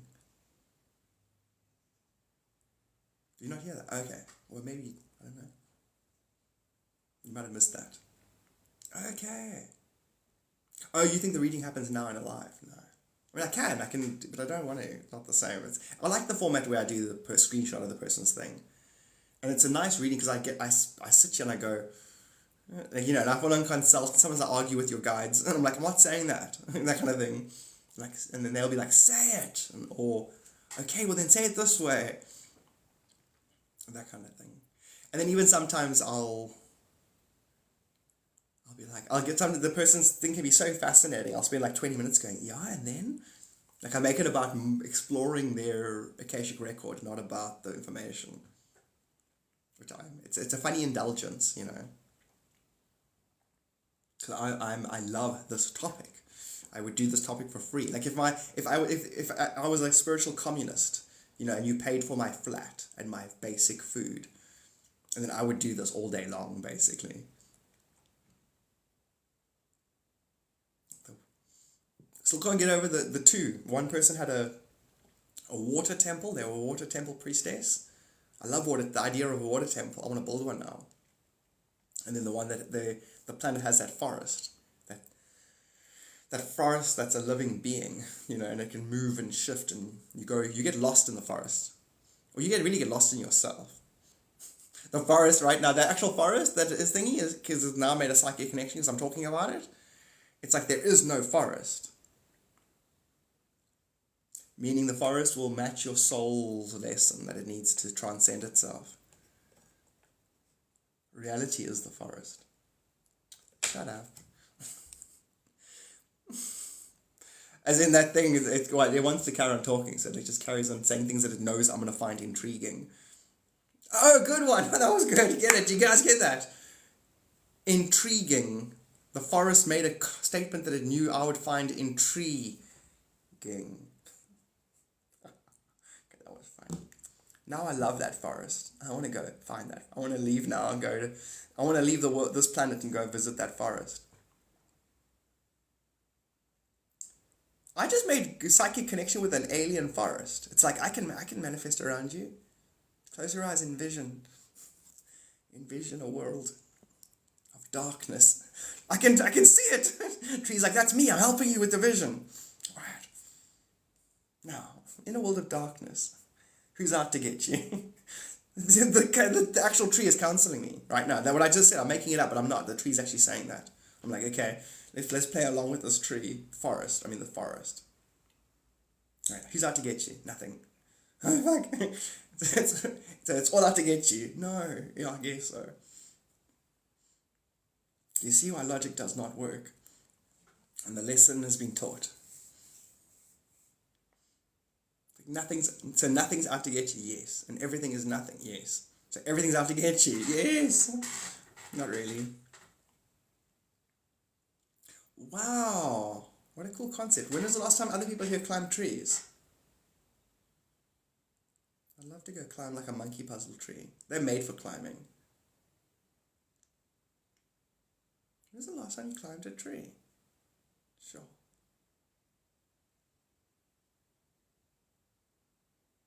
That's so cool, Karen. No, but the animal in the elemental kingdom it's evolving it's doing a jump as well. So you're gonna find, like, I look at this cat, Meckel, her, she's so adorable. Oh, she's attacking my shoe. Oh my god, you're adorable. Literally, she's going, like, attacking the shoe for no reason. Oh, it's her sister. Oh my god. She's trying to play with her sister. That was sweet. She, like, didn't touch us, she touched the shoe where her sister's sleeping on. You actually climb trees. That is so cool. I wonder if there's a world, like, is there the tree? Like, is an oak tree the best tree to climb in the world? Or is there, and like, you get trees that are smooth, so it's hard to, like, grab onto them, and then the branches are too far apart. And other trees the tree starts too high up to start climbing it. That was the first thing I was ever in trouble for at school, in junior schools, climbing trees. You weren't allowed to climb trees at school. It was against the law. And I remember I would climb trees not trying to be in trouble, just, oh, there's a tree, I'm climbing up it. And then the prefect would be like, go to the headmaster's office, and then you'd be in trouble. Imagine that. Although I suppose they just don't want you falling out trees. It's inconvenient having students fall out trees. Apricot tree, that is so cool. This whole new topography of spiritual sensitivity. That apricot tree, 107 lifetimes ago, if you're thinking linearly, was your parent. Was an actual parent to you in that life. And that apricot tree literally wanted to see you, wanted to have an overlapping incarnation. And so that was how it was facilitated. Imagine,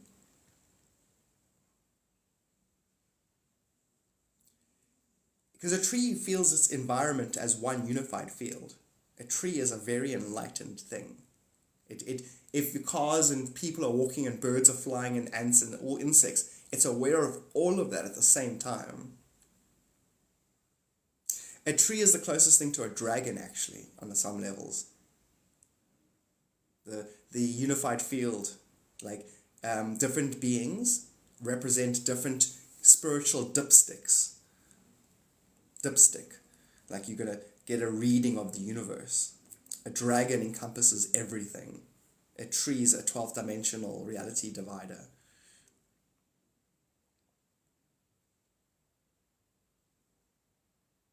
So every ant that's on a tree, it knows the ant as one hive mind self. The clouds, the trees know it as a collective hive mind reflection. If the sand on the ground gets moved around, trees are aware of underground vibrations in their root. Trees, if you were told a tree is a quantum being, think of it on a quantum level, what it's experiencing.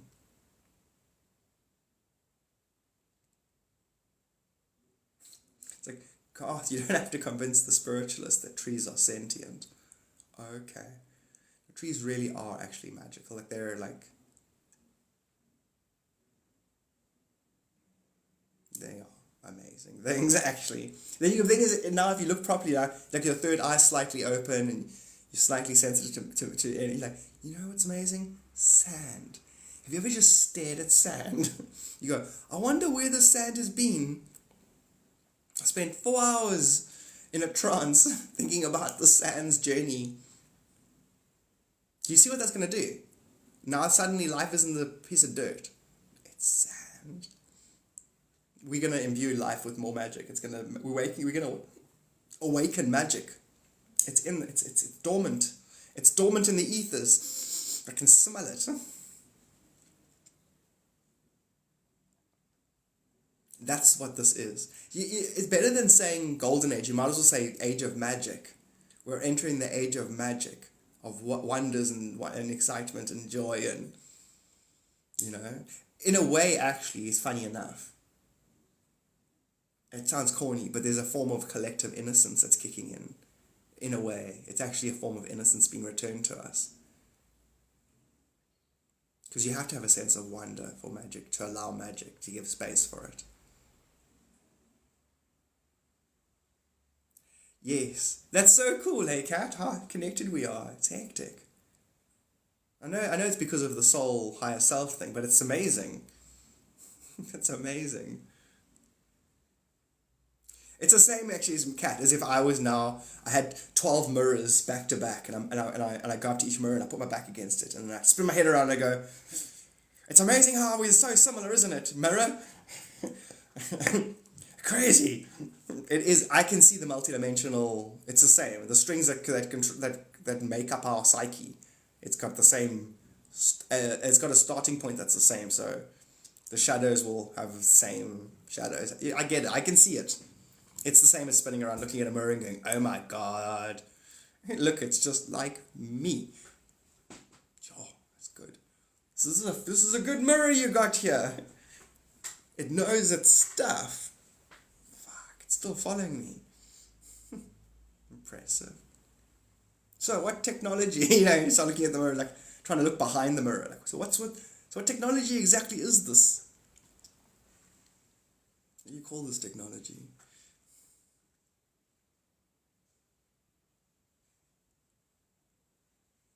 For the audacity of how it sounds. Which is great, that's you planting seeds. It's like chucking seeds at people as hard as you can in their faces. No, it's not like no, you're not just planting seeds, you're like, fucking take this, take it in your face. Why is it so magical? It is, yeah.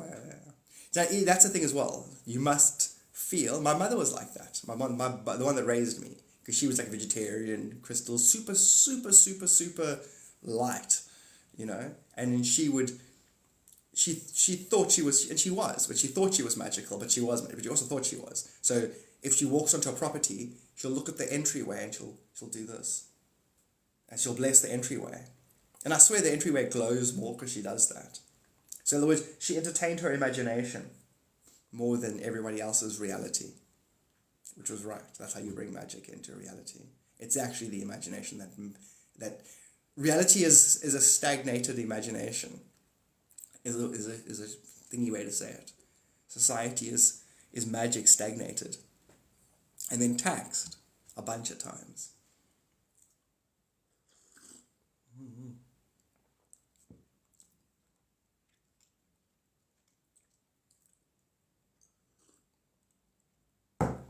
And language is probably designed to nerf our magic. You've got to choose your words carefully. And maybe sparingly.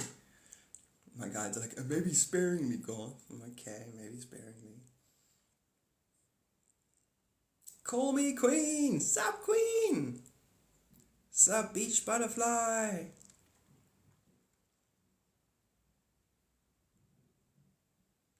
Life is a beach, because if you think about it, everything is energy lapping onto its own shore. So technically the whole universe is a beach. Beach? What? No, I said beach. The sands of time are being lapped onto by the universal waters. Do you understand what I'm saying? We live in a giant spiritual metaphor. Which means it's all spiritual. Therefore, it all has the potential to be magic if we can but see it. Life's a beach. A store, that's so cool. What does he sell? Like, live life, laugh. Those kinds of things. Like doormats that say, welcome. And if you flip it over, it says, fuck off. I can picture it like a thingy store. Like not a novelty store. Like a half decor, half novelty store. More decor. Convenience store. Fucking third eye piece of shit. I'm sensing it now. It's turquoise. It's got five teeth, and its name's Graham, and he loves you. No, that doesn't exist. Oh. And I think it's as valuable to get it wrong and laugh at yourself than to actually psychically guess right.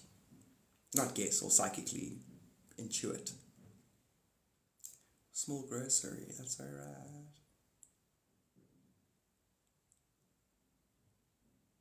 I think I might do that later, in the next 2 years. As in, I like the idea of a coffee shop. I run the whole thing. I make the coffees. I sit there all day long and listen to whatever music I want to listen to. You know, basic menu, carrot cake, that kind of thing. No, I didn't just wake up. No. So I was primed. My family already is grandfather, Zimbabwe, radio. He was an electric engineer. He used to build radars and stuff. But he was definitely a part of Air Force. So I know he was involved in UFO crash retrieval stuff. So he was always talking about aliens the way the internet talks about it now with disclosure. In the 80s, my grandfather was already that. Talking it back to front like it was already common mainstream bullshit. And my gran had a spiritual church. So she was already doing like Reiki and you know, psychic readings and healings. But she didn't charge. It was all like donation. It was weird. And then people would like barter with my gran. They'd like give her a cake, and then she would give them some advice about, you know, some psychic advice. So it was already that. And then my family, you know, I grew up with, I'm spirit, you know, I choose my life before I'm born. I'm a soul, I reincarnate. All that was common paraphernalia life. And then when I was 20 or 21, I went to a trance party. And I happened to take a very strong dose of something. And on that, I was chess obsessed at school. And one of the things I used to do is, and this is important, I used to play chess against myself and be honest. And with a heightened IQ, with all this knowledge, I was able to go, whoa, this is all one subject. It's my relationship with myself, God. Whoa, I'm everyone and everything. And all of that came, so the whole thing clicked, if you know what I'm saying. That all these spiritual metaphors were designed to bring one back into focus. And then realize that I'm actually God dreaming my life. And then there and then it was like, I gotta tell if my grandparents were still alive, I would have driven straight to their house. I would have got in my car and driven straight to their house and going, guys, listen here. But obviously they passed away like 4 years before that. So I went straight home to my parents. I was like, listen, we've got dreaming our lives. You know? And so that was 2000. Every day, every second from that moment, I have been reading every book, been meditating, talking this topic. Anyone who will listen. So 23 years of this.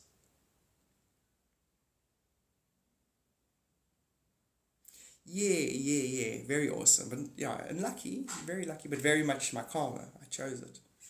You know, I chose them. Or dreamt them, made them. It's all the same eventually.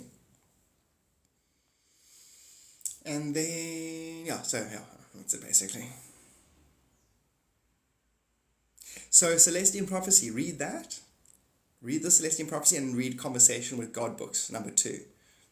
Trust me, it's a lightning path. It's the quick version. Oh really, Springs? You're same, eh? That's so cool.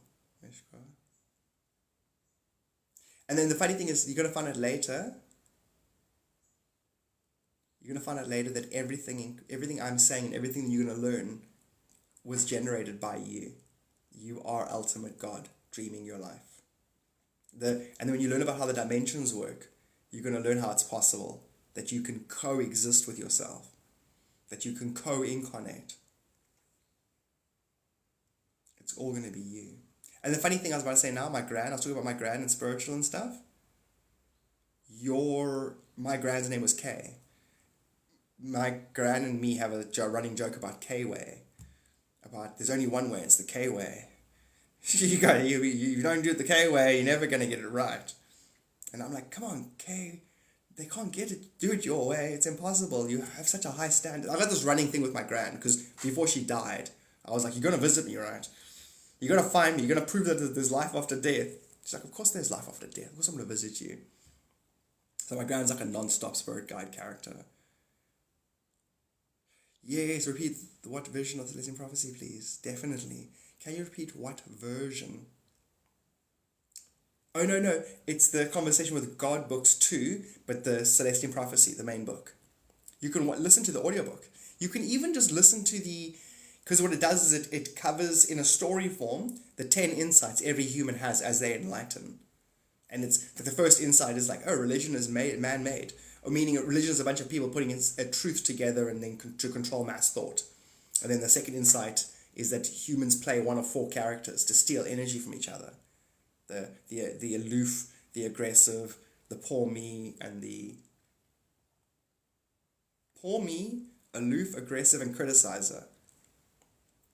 We steal attention from each other that way. And once you figure out if you do any of those, you stop doing it. And then when people do it to you, instead of getting irritated, you find out what they're trying to... The only time people are negative is because they don't have enough energy. So you go, okay, you don't have enough energy, you're a reflection of me, I'm going to sort your metaphorical problem out, and then as you finish helping that person, your bigger metaphor that you're dealing with is suddenly revealed to you. That's what the Celestial Prophecy explains. And then there's 9 insights, because eventually you hit a critical mass, and then communities of people that we're all each other. It's a good book. It's basically how to transcend the 9 dimensions. And then there's another book called The Alchemy of the 9 Dimensions, if you want to understand how the dimensions work. Conversation with God is a great book. And I like the second book the most. Because they're all the same book. One is interpersonal, one is personal society, one is personal, universal. And then there's a 4th book, the Revelations. Mishka, well, we can. Are we going to have a thing in Cape Town? Because now I don't want now, right now, a piece of me wants to now go look at your soul signature and figure out if there's actually a connection between you and my gran. There's a reason why you got K-Way there. Another part of me is like, okay.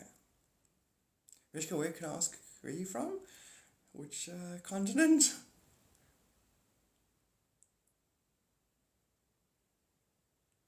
Oh, so we're gonna have a workshop here in Cape Town, South Africa. So there's a thing where we're all gonna be gathering, to workshop. We're gonna have people doing singing bowls, and Campton will be talking about universal consciousness and super cool. Stoked to dive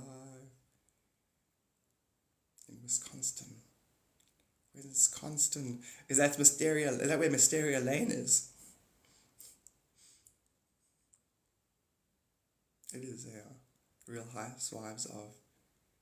You don't get the Real Housewives of Wisconsin. Why do I think Wisconsin is the original Housewives? What's that? I don't know. The Real Housewives of... I'm so confused right now. My brain's going, there was the Real Housewives was the first thing with Mysteria Lane and the 4 girls. That was called Real Housewives, wasn't it? And then they did the reality shows with the same names. That's what's throwing me right now.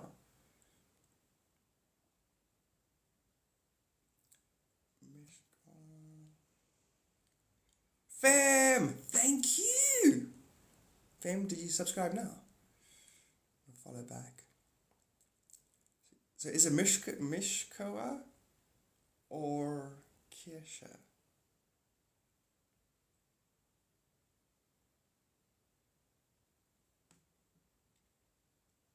You can see how this whole thing gives so much room for abuse. There's a lady, the one that's, there's a new soulmate cult that's popped up. I'm using that as an example. Where she's like, no, that's your soulmate over there. It's like, yeah, but I don't like girls. I don't care, it's your soulmate. You're going to be together. It's like, I don't like her. Hey. And then this lady's actually getting people, pairing people that are like, I don't like you. It's like, yeah, but it's your soulmate. You have to be with them. You know, that idea of misleading people because they're like half listening to each other. Because your name is Keisha. You know, we're like, listen, you're my great-great-granny from 4 lifetimes ago. You have to move into our house. People just make up bullshit and then everyone just follows each other around because we want there to be more than, run-of-the-mill reality taking place. It's funny. Anyway, you guys seen the person I'm talking about? I think it's a soulmate, twin soul cult. And I like it because even if that lady is like making up a modality, okay? Like she's going like this. Guys, if my thumb is the same size as the mountain, my thumb is the mountain. It's like, yeah, but the mountain's far away and you're a weirdo. Yeah, but the soulmates, okay, so say that. Now say you take somebody else and they look at me and they go, yeah, you're just as weird as she is. The bottom line is, either her mythology serves you until it doesn't, and then you transcend it, and that she's still an illustration of how stupid people's mythologies are as a collective. Or in other words, stagnating in a mythology. A teaching isn't a teaching so that you can worship the teaching. A teaching is a teaching so that you can transcend yourself. If you're going to turn a teaching into a cult, it should be a transcendental teaching. You should be able to put the teaching. You should be able to put the lesson down and walk away, not come back to the teaching and go, I worship you, teaching or lesson or teacher. God, you're good. I know, I'm the best. I'm plagiarizing Spirit in real time.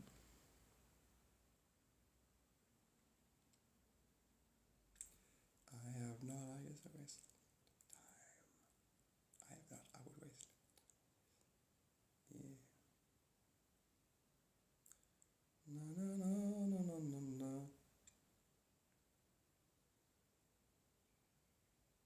Good audiobook. I'm actually going to start doing that as well now. I'm going to start to, like in my spare time, listen to audiobooks, spiritual audiobooks in the background. Because then I'll plagiarize the shit out of them. I'll change all the words. Well, I won't. AI will help me. AI will, God, I got a thesaurus. Good. Change all the words out. Take chapter 4, put it in chapter 2, write it into Latin, then into Greek, then back into Australian, and back into English. And I will talk it as if I'm a master soul. All things do that. What I just said. All things are that. So I might as well take the piss out of it. Oh, really? Deanna? Don't say that. With these powers, I could be a Jim Carrey impersonator. Oh, but first, can't make the scene if you haven't got the green. Sup, second? Sup, Siobhan? Follow back. You're a counselor. Whatever Spirit says, because I don't know. Just wait, yeah, that's exactly what I just did. I'm plagiarizing Spirit in real time. I can use the universal singularity to talk, like I'm the fancy one. So all of my doubts and fears are washed away when I grab hold of universal consciousness and speak. I have value. My inner child goes, Garth, you know what? I'm not going to kill myself. I'm going to ride this and see what happens. Maybe it gets better. There's a part of me who's 11 years old in its sleep giggling right now because it felt what I just said. And morning glory seeds don't actually kill you. Just again, one more time. Even like 50 of them won't do anything to you. But even though they said they would, it's deadly. But ow. Who am I to argue? The aliens did their thing. Okay, I did actually. So when I was 10, I actually did die, technically. And then the aliens were like, listen. And they showed me how the whole thing works and put me into another timeline. I always forget about that. I always forget I did that. So technically, I would have had my near-death experience at 10. But I'm at a dimensional perception now where I'm above that, where that all took place. I'm above where that facilitates. In other words, some people on a daily basis feel like they're energetically dying. And they're not actually resurrecting an awareness. There's 11% here that are technically on a daily basis experiencing samsara. You know, like every lifetime you have your memory wiped and you start again without a memory. They feel that way every day. It feels like, whose frickin' life am I living? I know my name is this. I know I've got a wife. I know I go to a job. When did this all come into place? Because the individual doesn't know that they make little choices based on their belief their whole life, and eventually you run out of actual choice. So one day you wake up and you're faced with this world that your choices weren't made through a knowing of the true self. They were default choices. That's samsara. That's literally going, I don't know who I am. I know my details, but they're abstract. I live the existential dread.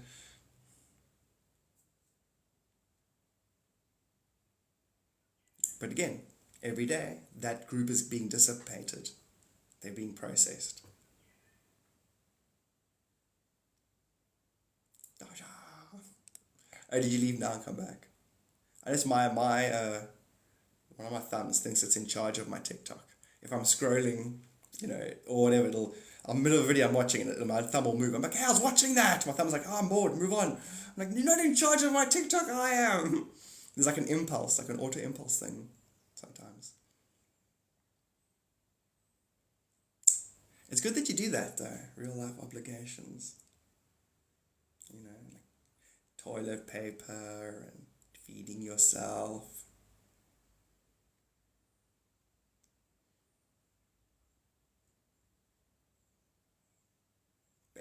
Basic standard of living. Yeah. Now, what I do now is I pretend it's true. When I clean, I'm not cleaning my home. I'm cleaning the universal hologram so that it's actually still spiritual. Plus, after you've cleaned, it feels like... And then also you can pretend that your home is your third eye. And if you clean it, you're just sharpening your self-perception. I just make my husband do it. Genius! My wife doesn't particularly... Funny enough, my wife doesn't like washing dishes. She hates it. And the happiness she gets from clean dishes is more happiness than my effort to do the dishes. So it's a point of a happy reward. I'll clean the home and then she'll come home and the place will be clean. And I literally feel her energy go... Oh.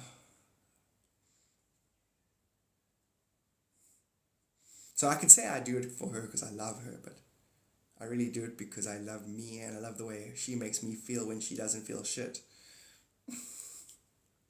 So cynical. Teamwork is dream work. I love that. I thought of Richard Branson straight away. Richard Branson's something like that. Teamwork is dream work. Dream work is teamwork. Guys, together we're going to be bohemian. Because Richard Branson, he owned the house that him and his friends lived in. He thought they were all hippies. Their friends thought they were all hippies. He was rich. And he basically played the angle of, we got no money, we got to make it happen. And remember, he did the bootlegger thing where he would sell tapes or buy them and not pay the tax. But if you read the Richard Branson's autobiography, he's a straight up rich dude pretending to be poor and struggle. So he's like, teamwork, guys, teamwork. We all got to chip in. Meantime, he's just freaking pocketing money on the side. And even with the thing, Tubular Bells, Virgin Records, made him a fortune that he at the right time, so he happened to get a stake in an airline, which he wasn't supposed to own. It's fascinating. I love autobiographies. Will you never fly on a plane? That is so sad. Will you never ever come to... Never. I'm never going to Arizona. Wait, in Arizona? We already said we are. Where are you? I forgot already. Somewhere in America. Somewhere in Middle America somewhere. Yeah, I go to Arizona. Just because there's a whole bunch of Arizona activity.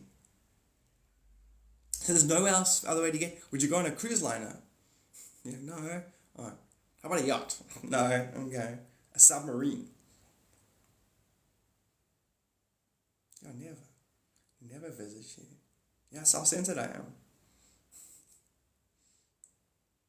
Arizona, but I think the majority is Arizona, right?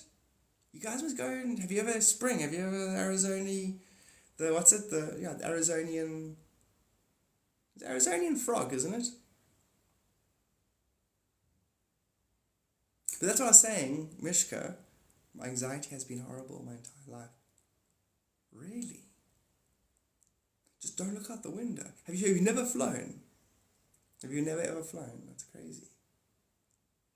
I also don't like heights. Like last night I was dreaming, I was on a mattress like 300 meters in the sky.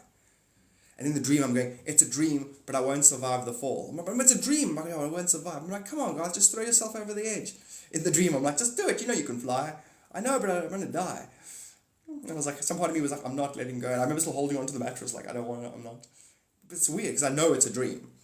And just jump over the edge. I'm like, no, you won't survive. I'm like, yeah, but I don't like being up on this high thing scared. Rather just throw yourself over the edge. Never travelled. Never did anything. One day. Would you fly for like money though? Like if someone's like, listen, I'll pay you $100,000 to go fly and record yourself spazzing out. Like we want to record your actual like would you record yourself for $100,000? Destination, there is yeah. Well my last no, I agree with you. So even for 100,000 you wouldn't do it. It's hectic. But you're right though. Planes can't be trusted. They fall out of the sky all the time. When I'm in a plane, I also feel like, oh, fuck.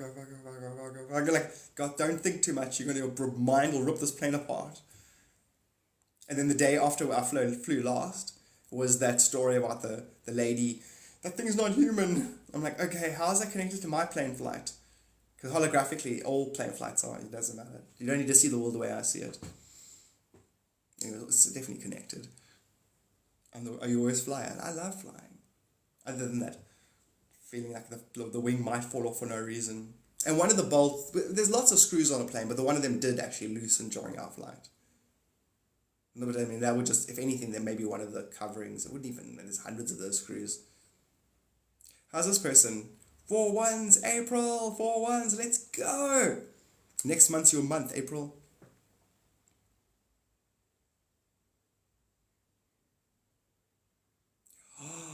You are adorable. Hey guys, how adorable is Mishka? She goes to sun tanning bed, she go get 1 foot, I just go, that's 30 centimeters to the ground. You could fucking, how far that is. I'm going to keep 1 foot on the ground. That's adorable. Because you're still a cross-section of the collective planet, of every human. So spiritually, every single human is afraid of heights, spiritual heights. And every human, even when meditating or speaking spiritual to things, has to have 1 foot on the floor. You're absolutely amazing. You're wonderful, Mish. Absolutely. Therefore, the humanity is wonderful as well, if you think about it. If you start looking at people and seeing why they have value and they're cool and unique in their own special great way and how they actually mirror you in a way, we can all admit that. We're all a little bit apprehensive about, spiritual heights, because everything is a spiritual metaphor. We can all agree with that. Absolutely. And I think that, the whole place needed to feel that, because the whole place is subtly feeling that. The whole of Earth is feeling that right now, that it's being identified with. We want to be individuals and unique and special, but we also want to belong. It's an impossible bell curve, it's like I want to be me and special, but I want to belong. Don't know if you think you're as cool as me. We're all equal, there's space. There's enough difference same in the dimensions, and once you understand how dimensions work, for all of us to be that special everybody. So everybody is the special everybody. So everybody, each individual is the totality, but you are a unique reflection of the totality. And the totality wouldn't know itself. It would dissipate into a unified field, and it wouldn't know itself without the individual reflection points, humans.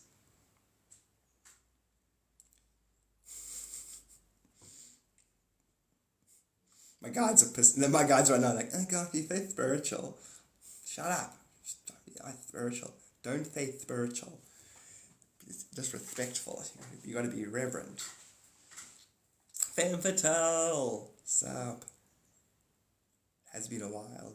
How are you? Hope you had a stunning weekend. Dun, dun, dun, dun. Like light reflecting in multiple mirrors of it. Exactly.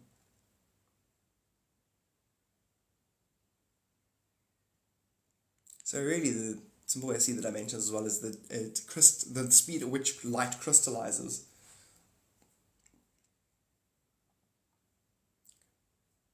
Yeah.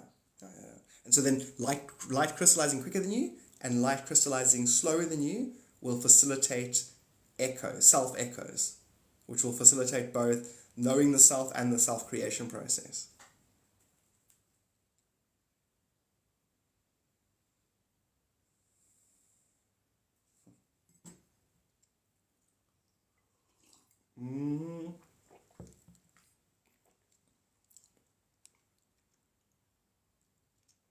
Okay, 13 minutes then I'm logging off. It's a 4-hour live. I ship it. Thank you so much for the rose. Rose. Thorn. Shit. Rose. Thorn. Shit. Cristo. Well, if it isn't the Count of Monte Cristo. Sub Dakota. Is it a Dakota bear? These little black bears. Or is that a coat? Dakota. Did you learn? Lots of interesting things. Lots. I've been doing readings recently, and a lot of the people have unique. They're from realms that that Earth hasn't. We haven't got mythology here like it. So I'm enjoying that. Like the one girl had a basically her guides were water temple priestesses. And so a water temple is built near a natural spring where the architecture of the building lets water run through it. And the patterns are spiritual sacred patterns so that the water takes on a resonance. And so there's 5 priestesses that are caretakers of it. Her guides are that. So when it came to her reading, I was like, what? I'm like more interested in, the temple and how the water gets imbued and the science behind it. And then the relationship of the 5 priestesses and the role that they play and how they rotate their roles naturally. And how seasons rotate their roles and just there's a perfect harmonizing with nature. And that life if spirit was, as a metaphor for spirit was water, what you do for energy, they would do for water. It's great. I love it. I could write like a whole thing about water temples now. So yes. And then the one person had the planet she's from, it's 70, 80, 70. So everyone's 70, but when you come of age, you get sent into a forest. That's a living, conscious forest that can half move its roots and relocate itself, and trees can emerge, and you basically end up going through like a soul vision quest in the place. And when you leave it, you know your purpose. You know if you're going to join society, or if you want to become one of the priest classes. I'm thinking it'd be great now, from channelings, the best stories, the ones that have the best, to just write a book of places that work different. Because it'll cross-pollinate your spiritual imagination.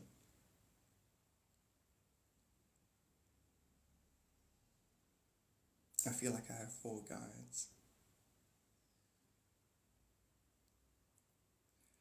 I done your reading first, hey, Dasha. You were one of the very first people to be read for.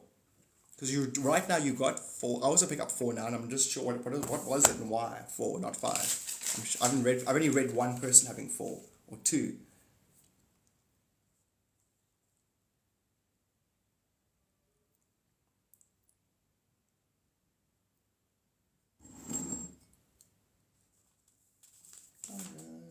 Is your reading still coming up? Did I do it recently? Oh, I didn't do a reading for you.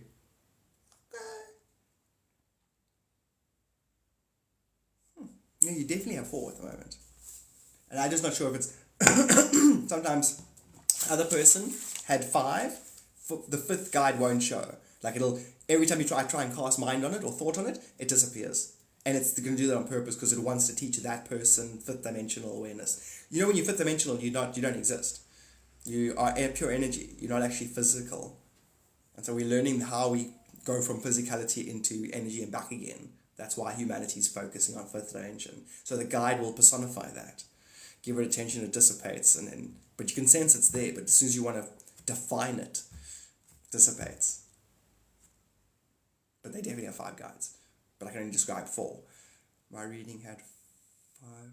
Are you the one that had that? So no, I don't think it was water monks. I think it was priestesses of the water temple. But then you might have had that. There was someone else who actually had water monks. I love that so much. The water temple. That was my friend. I was talking about that right now. Thank you so much, Jarek. Actually, wait. Is it Jarek? Or is it Jerry? No. Yeah, it's Jarek Ackley. It was your reading. That's the best. Like I was saying right now, I would now, definitely want to build a water temple. What a cool concept. Hey, you know? It's like, oh look, a babbling brook. We should build ourselves a water temple here. And because now I could write a whole book now with that. I could now go into your thing, look at it, and I would now jump your guides. And I would now want to see how the temple, who ran the temple. Was it always those 5 girls or ladies? And then is it a family? I want to look into the mythology, because if you looked into how it actually is, you'd be looking into higher dimensional truths, because their society would have formed and structured itself on their spiritual perception. Which is why I shouldn't really bash cultures, because they're actually based on their light perception. There's 5 girls in your family. That's so good. Including yourself. It's the same thingies. This is going to get weird, eh? People are like, no, I don't want my freaking family to be my spirit. You know, as it is, if you've got ancestors that are your spirit guides, people are like, okay with that. I've got situations now where people's grannies are their spirit guides, but their grannies are still alive. And it's like, you know, it's like kind of, like, no, I want a traditional truth. I want a traditional guide. I don't want this confusing. I don't want find out my husband is my spirit guide, that kind of thing. But eventually it's all going to collapse on itself. And you're going to find out everyone is you. Everyone is you. So readings it's Akashic records. But it's your spirit guides, and it feels like my guides stand here and look into a river, and then then the other guides appear on the other side, and my guides, through my guides, I see your guides, and then through what I'm looking, the translation through is the Akashic, 6-dimensional Akashic records, the river. And then I can then look at your soul structures and your relationship journeys you've had. Because it'll be my relationship journeys backwards, not really backwards, energetically backwards, but not really. And then the algorithm of that truth will translate, and your guides will be whatever they are and have to say whatever they have to say. And then if there's a hyper-focus detail, something that a functionality that they really want to just get across to you, I'll make it clear. But that's why anyone who listens to a reading must just listen as if it's a 10th. It's still true of everybody's readings. But think of it like a 10th degree truth. How do I find out what realm I come from? So remember, eternally, you don't come from a realm. You would want to know where you were from, like what your journey here was, so you can get a greater understanding of what you're up to in eternity. You can ask your guides.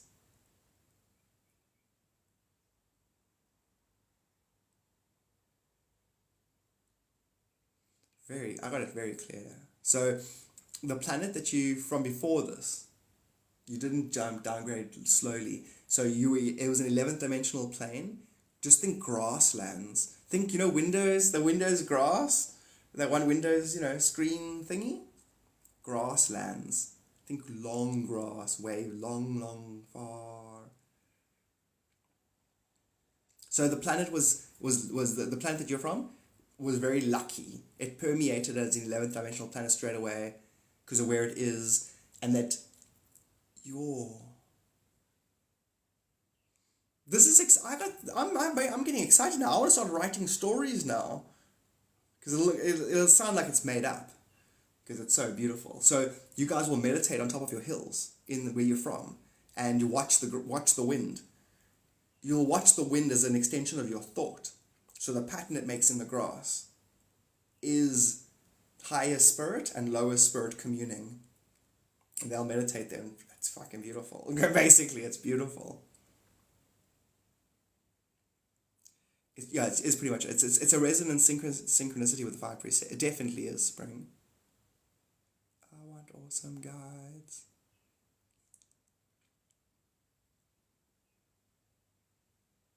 So my grandmothers, both or two of mine, their higher selves was my guide while they were correct.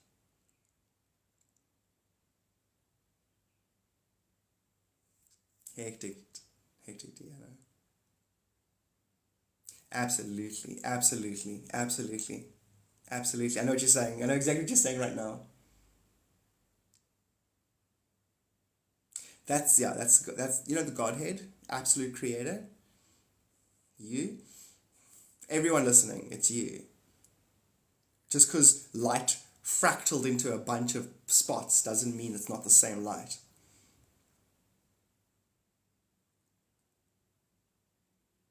Oh, the reading, Femital. So it's PayPal, $30, details in the bio, and as soon as you've made the payment, then write your name down, basically. That books you in. And March is still chill. January and February had booked out. My first 100 readings booked out almost straight away. Now at least it's slowing down a bit. Tell the guide said what up. And thanks for the guidance. Jarek, this is Jarek, right? Your guides say you've got a very direct connection. So your guides are like, no. Your guides go, they're like, that's your guides. Come back, talk to them. Literally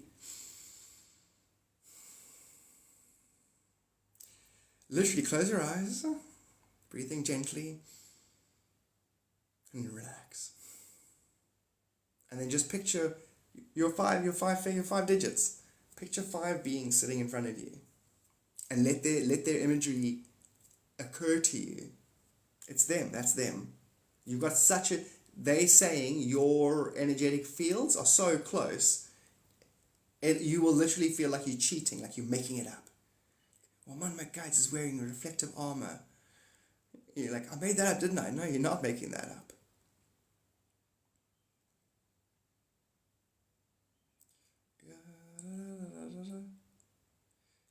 Why is that suck for you, Mishka?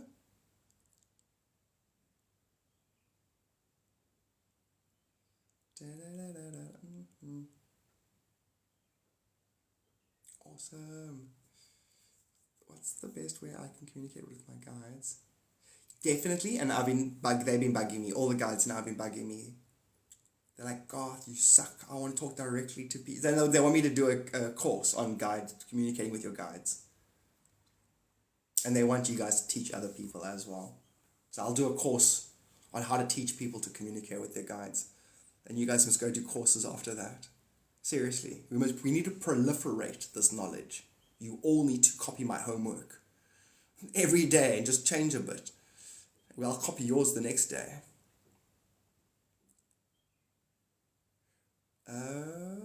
Books. Now saying I was booked. March has spots available. And the Akashic record. Can we interlink guides? Yeah. Well, I do that. That's how I talk from your guides. My guides interface.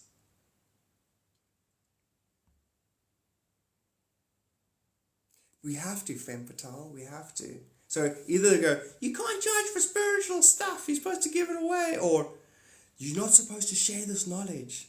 Those are two of the things that'll try and get in my way. One, you charge us fortune for it. You two, everyone here, you charge us. People don't pay, they don't care. And on top of that, everyone's you. Give it away. Find out what you love and give it away. I love this shit. Knowledge, God knowledge, back to front. I love it so much, I'm going to give it away. Obviously, I'm going to charge, but I'm also going to give it away, you know? Because you can't give it away for free. No one wants it. You put it on the back of cereal boxes, and people be like, what's this shit? I'm not reading this. Thank you so much, Van Patel. And you know you're the same. Like, you've got a more of that. A more of that. A more means love in French. But you've got a more of that as a being. You would literally let the 10 people eat and go sit alone. You've got that selfless mother energy, you know. Mom pretends she's full, doesn't need any more food so that the children can have some more. It's the best quality. It's the best quality.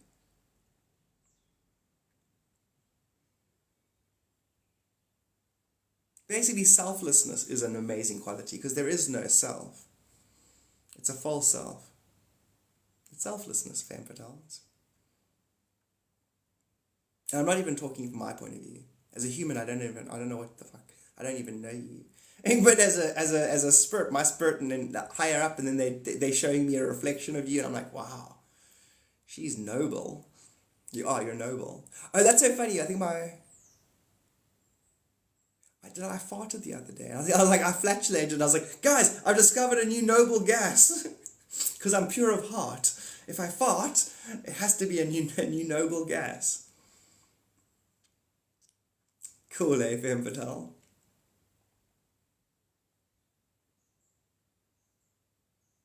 There's 3 boys and 1 girl. You're like, no, it's 3 girls and 1 boy. I'm like, fuck you, spirit. Don't make me look stupid in front of my friends. No, it is. It's 1 girl and 4 boys, right? I mean, 3 boys, 1 girl. And the girl is the second youngest. Right, Mishkwa. 2 girls, 2 boys. God dang it. Spirit's like, say it this way, and I'll pretend it's backwards, and then I'll correct you, and then you'll say it anyway, and then, nah. That was what it's, Garth, 2 red herrings, bitch. I'm like, oh. 2 girls and 2 boys. Rad.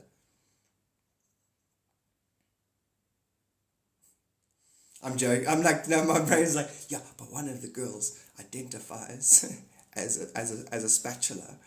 It's like, no, she doesn't. She can if she wants to. Don't oppress her. Daughters are the oldest and the youngest. Rad. Now, I have to get actual verbalization wrong half the time. So I have to be wrong. It's got to do with my own sense of... I have to be wrong half the time. I am half funny man and half enlightened God. So when I let people down, I have to let people down half the time. People have to not be their own God. That you have to be your own that. I'm not here to be a that. I'm here to ignite your that. Everybody's that needs to be ignited. One day, the whole world has to go, oh, not Garth. He's got nothing new to say to us. And I'll go, cool, my job is done. I will dissipate back into the unified field. I was never here. I was never here. There are other timelines calling me. I have taught how to connect with spirit guides through guided meditation. That's brilliant, Spring. And I do, what's his name? Do a series are so important. Or useful, I should say. What's the go when you're wrong? What's the go when you're wrong? And it does. It also increases the intuition. Because when I'm wrong, there's a type of right anyway. Only I know that type of right. And I use that to calibrate the intuition. So there's a benefit from being wrong. 1, keeping my false ego at bay. And also that, calibrating. And I know at some point I need to leave people to be their own hero. I can't be perfect all the time. It would be the rational mind wouldn't let go of me.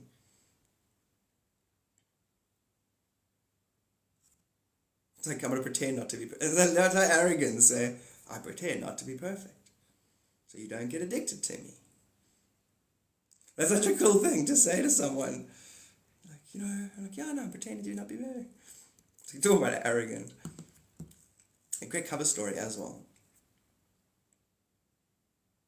Yes. Gotta ride your bike by yourself. I concur. Beautiful, thank you. And I'm glad you used those words. I concur. It reminds me of, I think, Catch Me If You Can.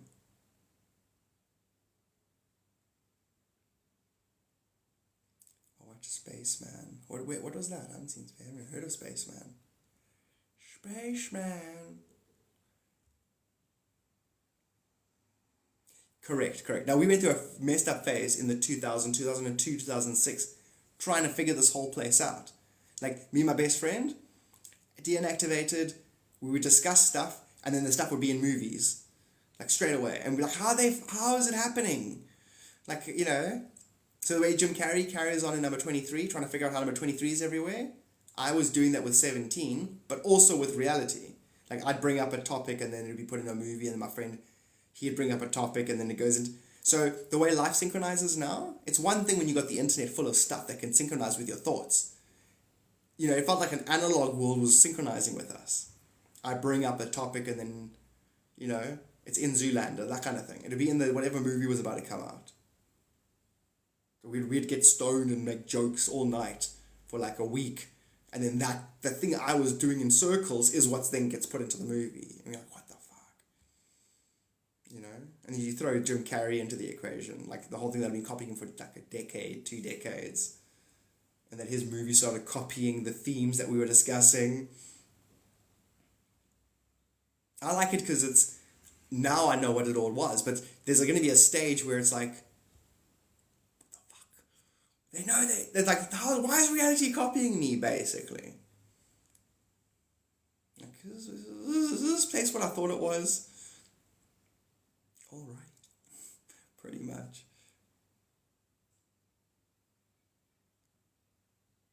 Yes, it's the year before the year, yeah. My intuition is always spot on when there's no trying effort, yeah. So you gotta trust your gut. Trust your first instincts. It's exactly that. It's exactly. And then once you're brought into focus, it's the best. You know? Reverb, what a great word to describe, you know, your perception of your retake on yourself. Your reality is a retelling of your own energy, or, you know, a reverb. What verbs? Was it nouns? Is a verb a doing word?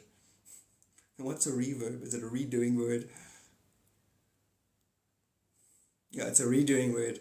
It's just true. It's like the return of Christ, or the second coming, or your own energy revisiting itself, so you can learn what you didn't learn the first time around.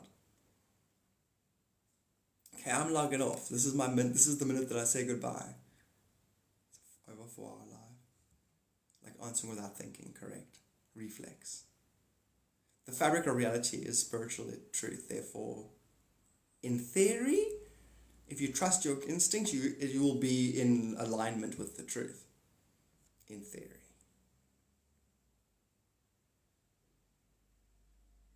That is so cool, Sierra, that you get that. That's a 4th dimensional resonance. The when it's copying you.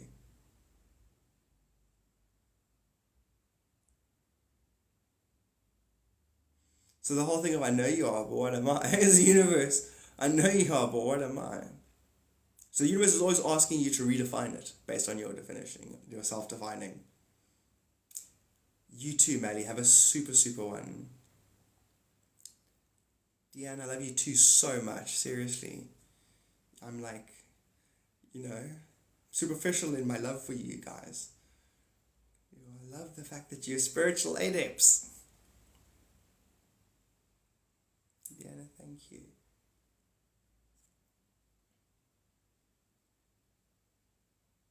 Graham Patel, you as well. Follow the flow. Which is funny, Kat, in June, there's that whole saying of I won't fear the thingy, I will thingy it, all will disappear. There's a whole, in June, there's a saying, and it's all about I will follow, nothing will be left but the path, and I will follow the path back to myself. Sarah, you too. Max, love your way. Corin, you as well. Deanna, Daja.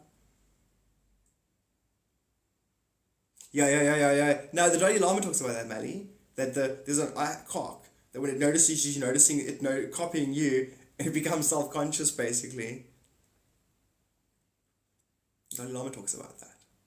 Now, the whole particle waveform. Katie, Max, love to you. Yeah, absolutely invincible. We really are.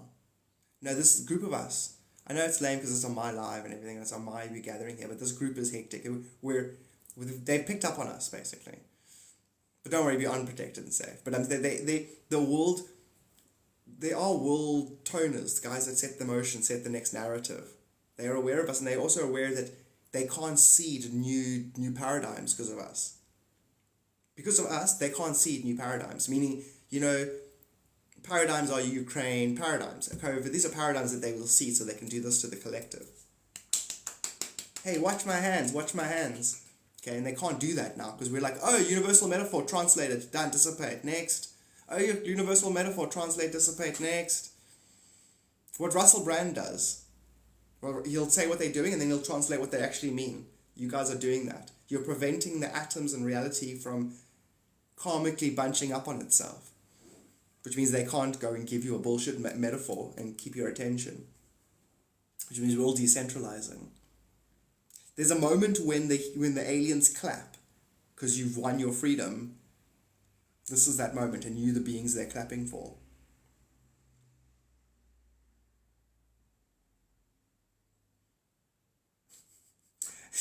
Palladians are like pretending they don't know how to slow clap.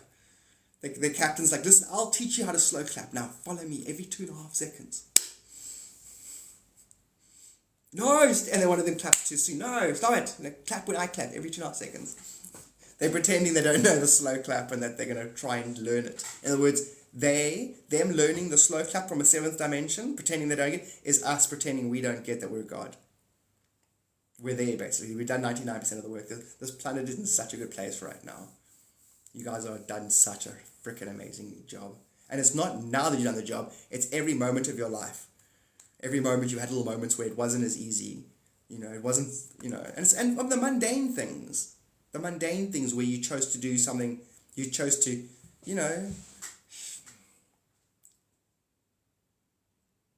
Okay, I can't. I'm about to go into a whole monologue about how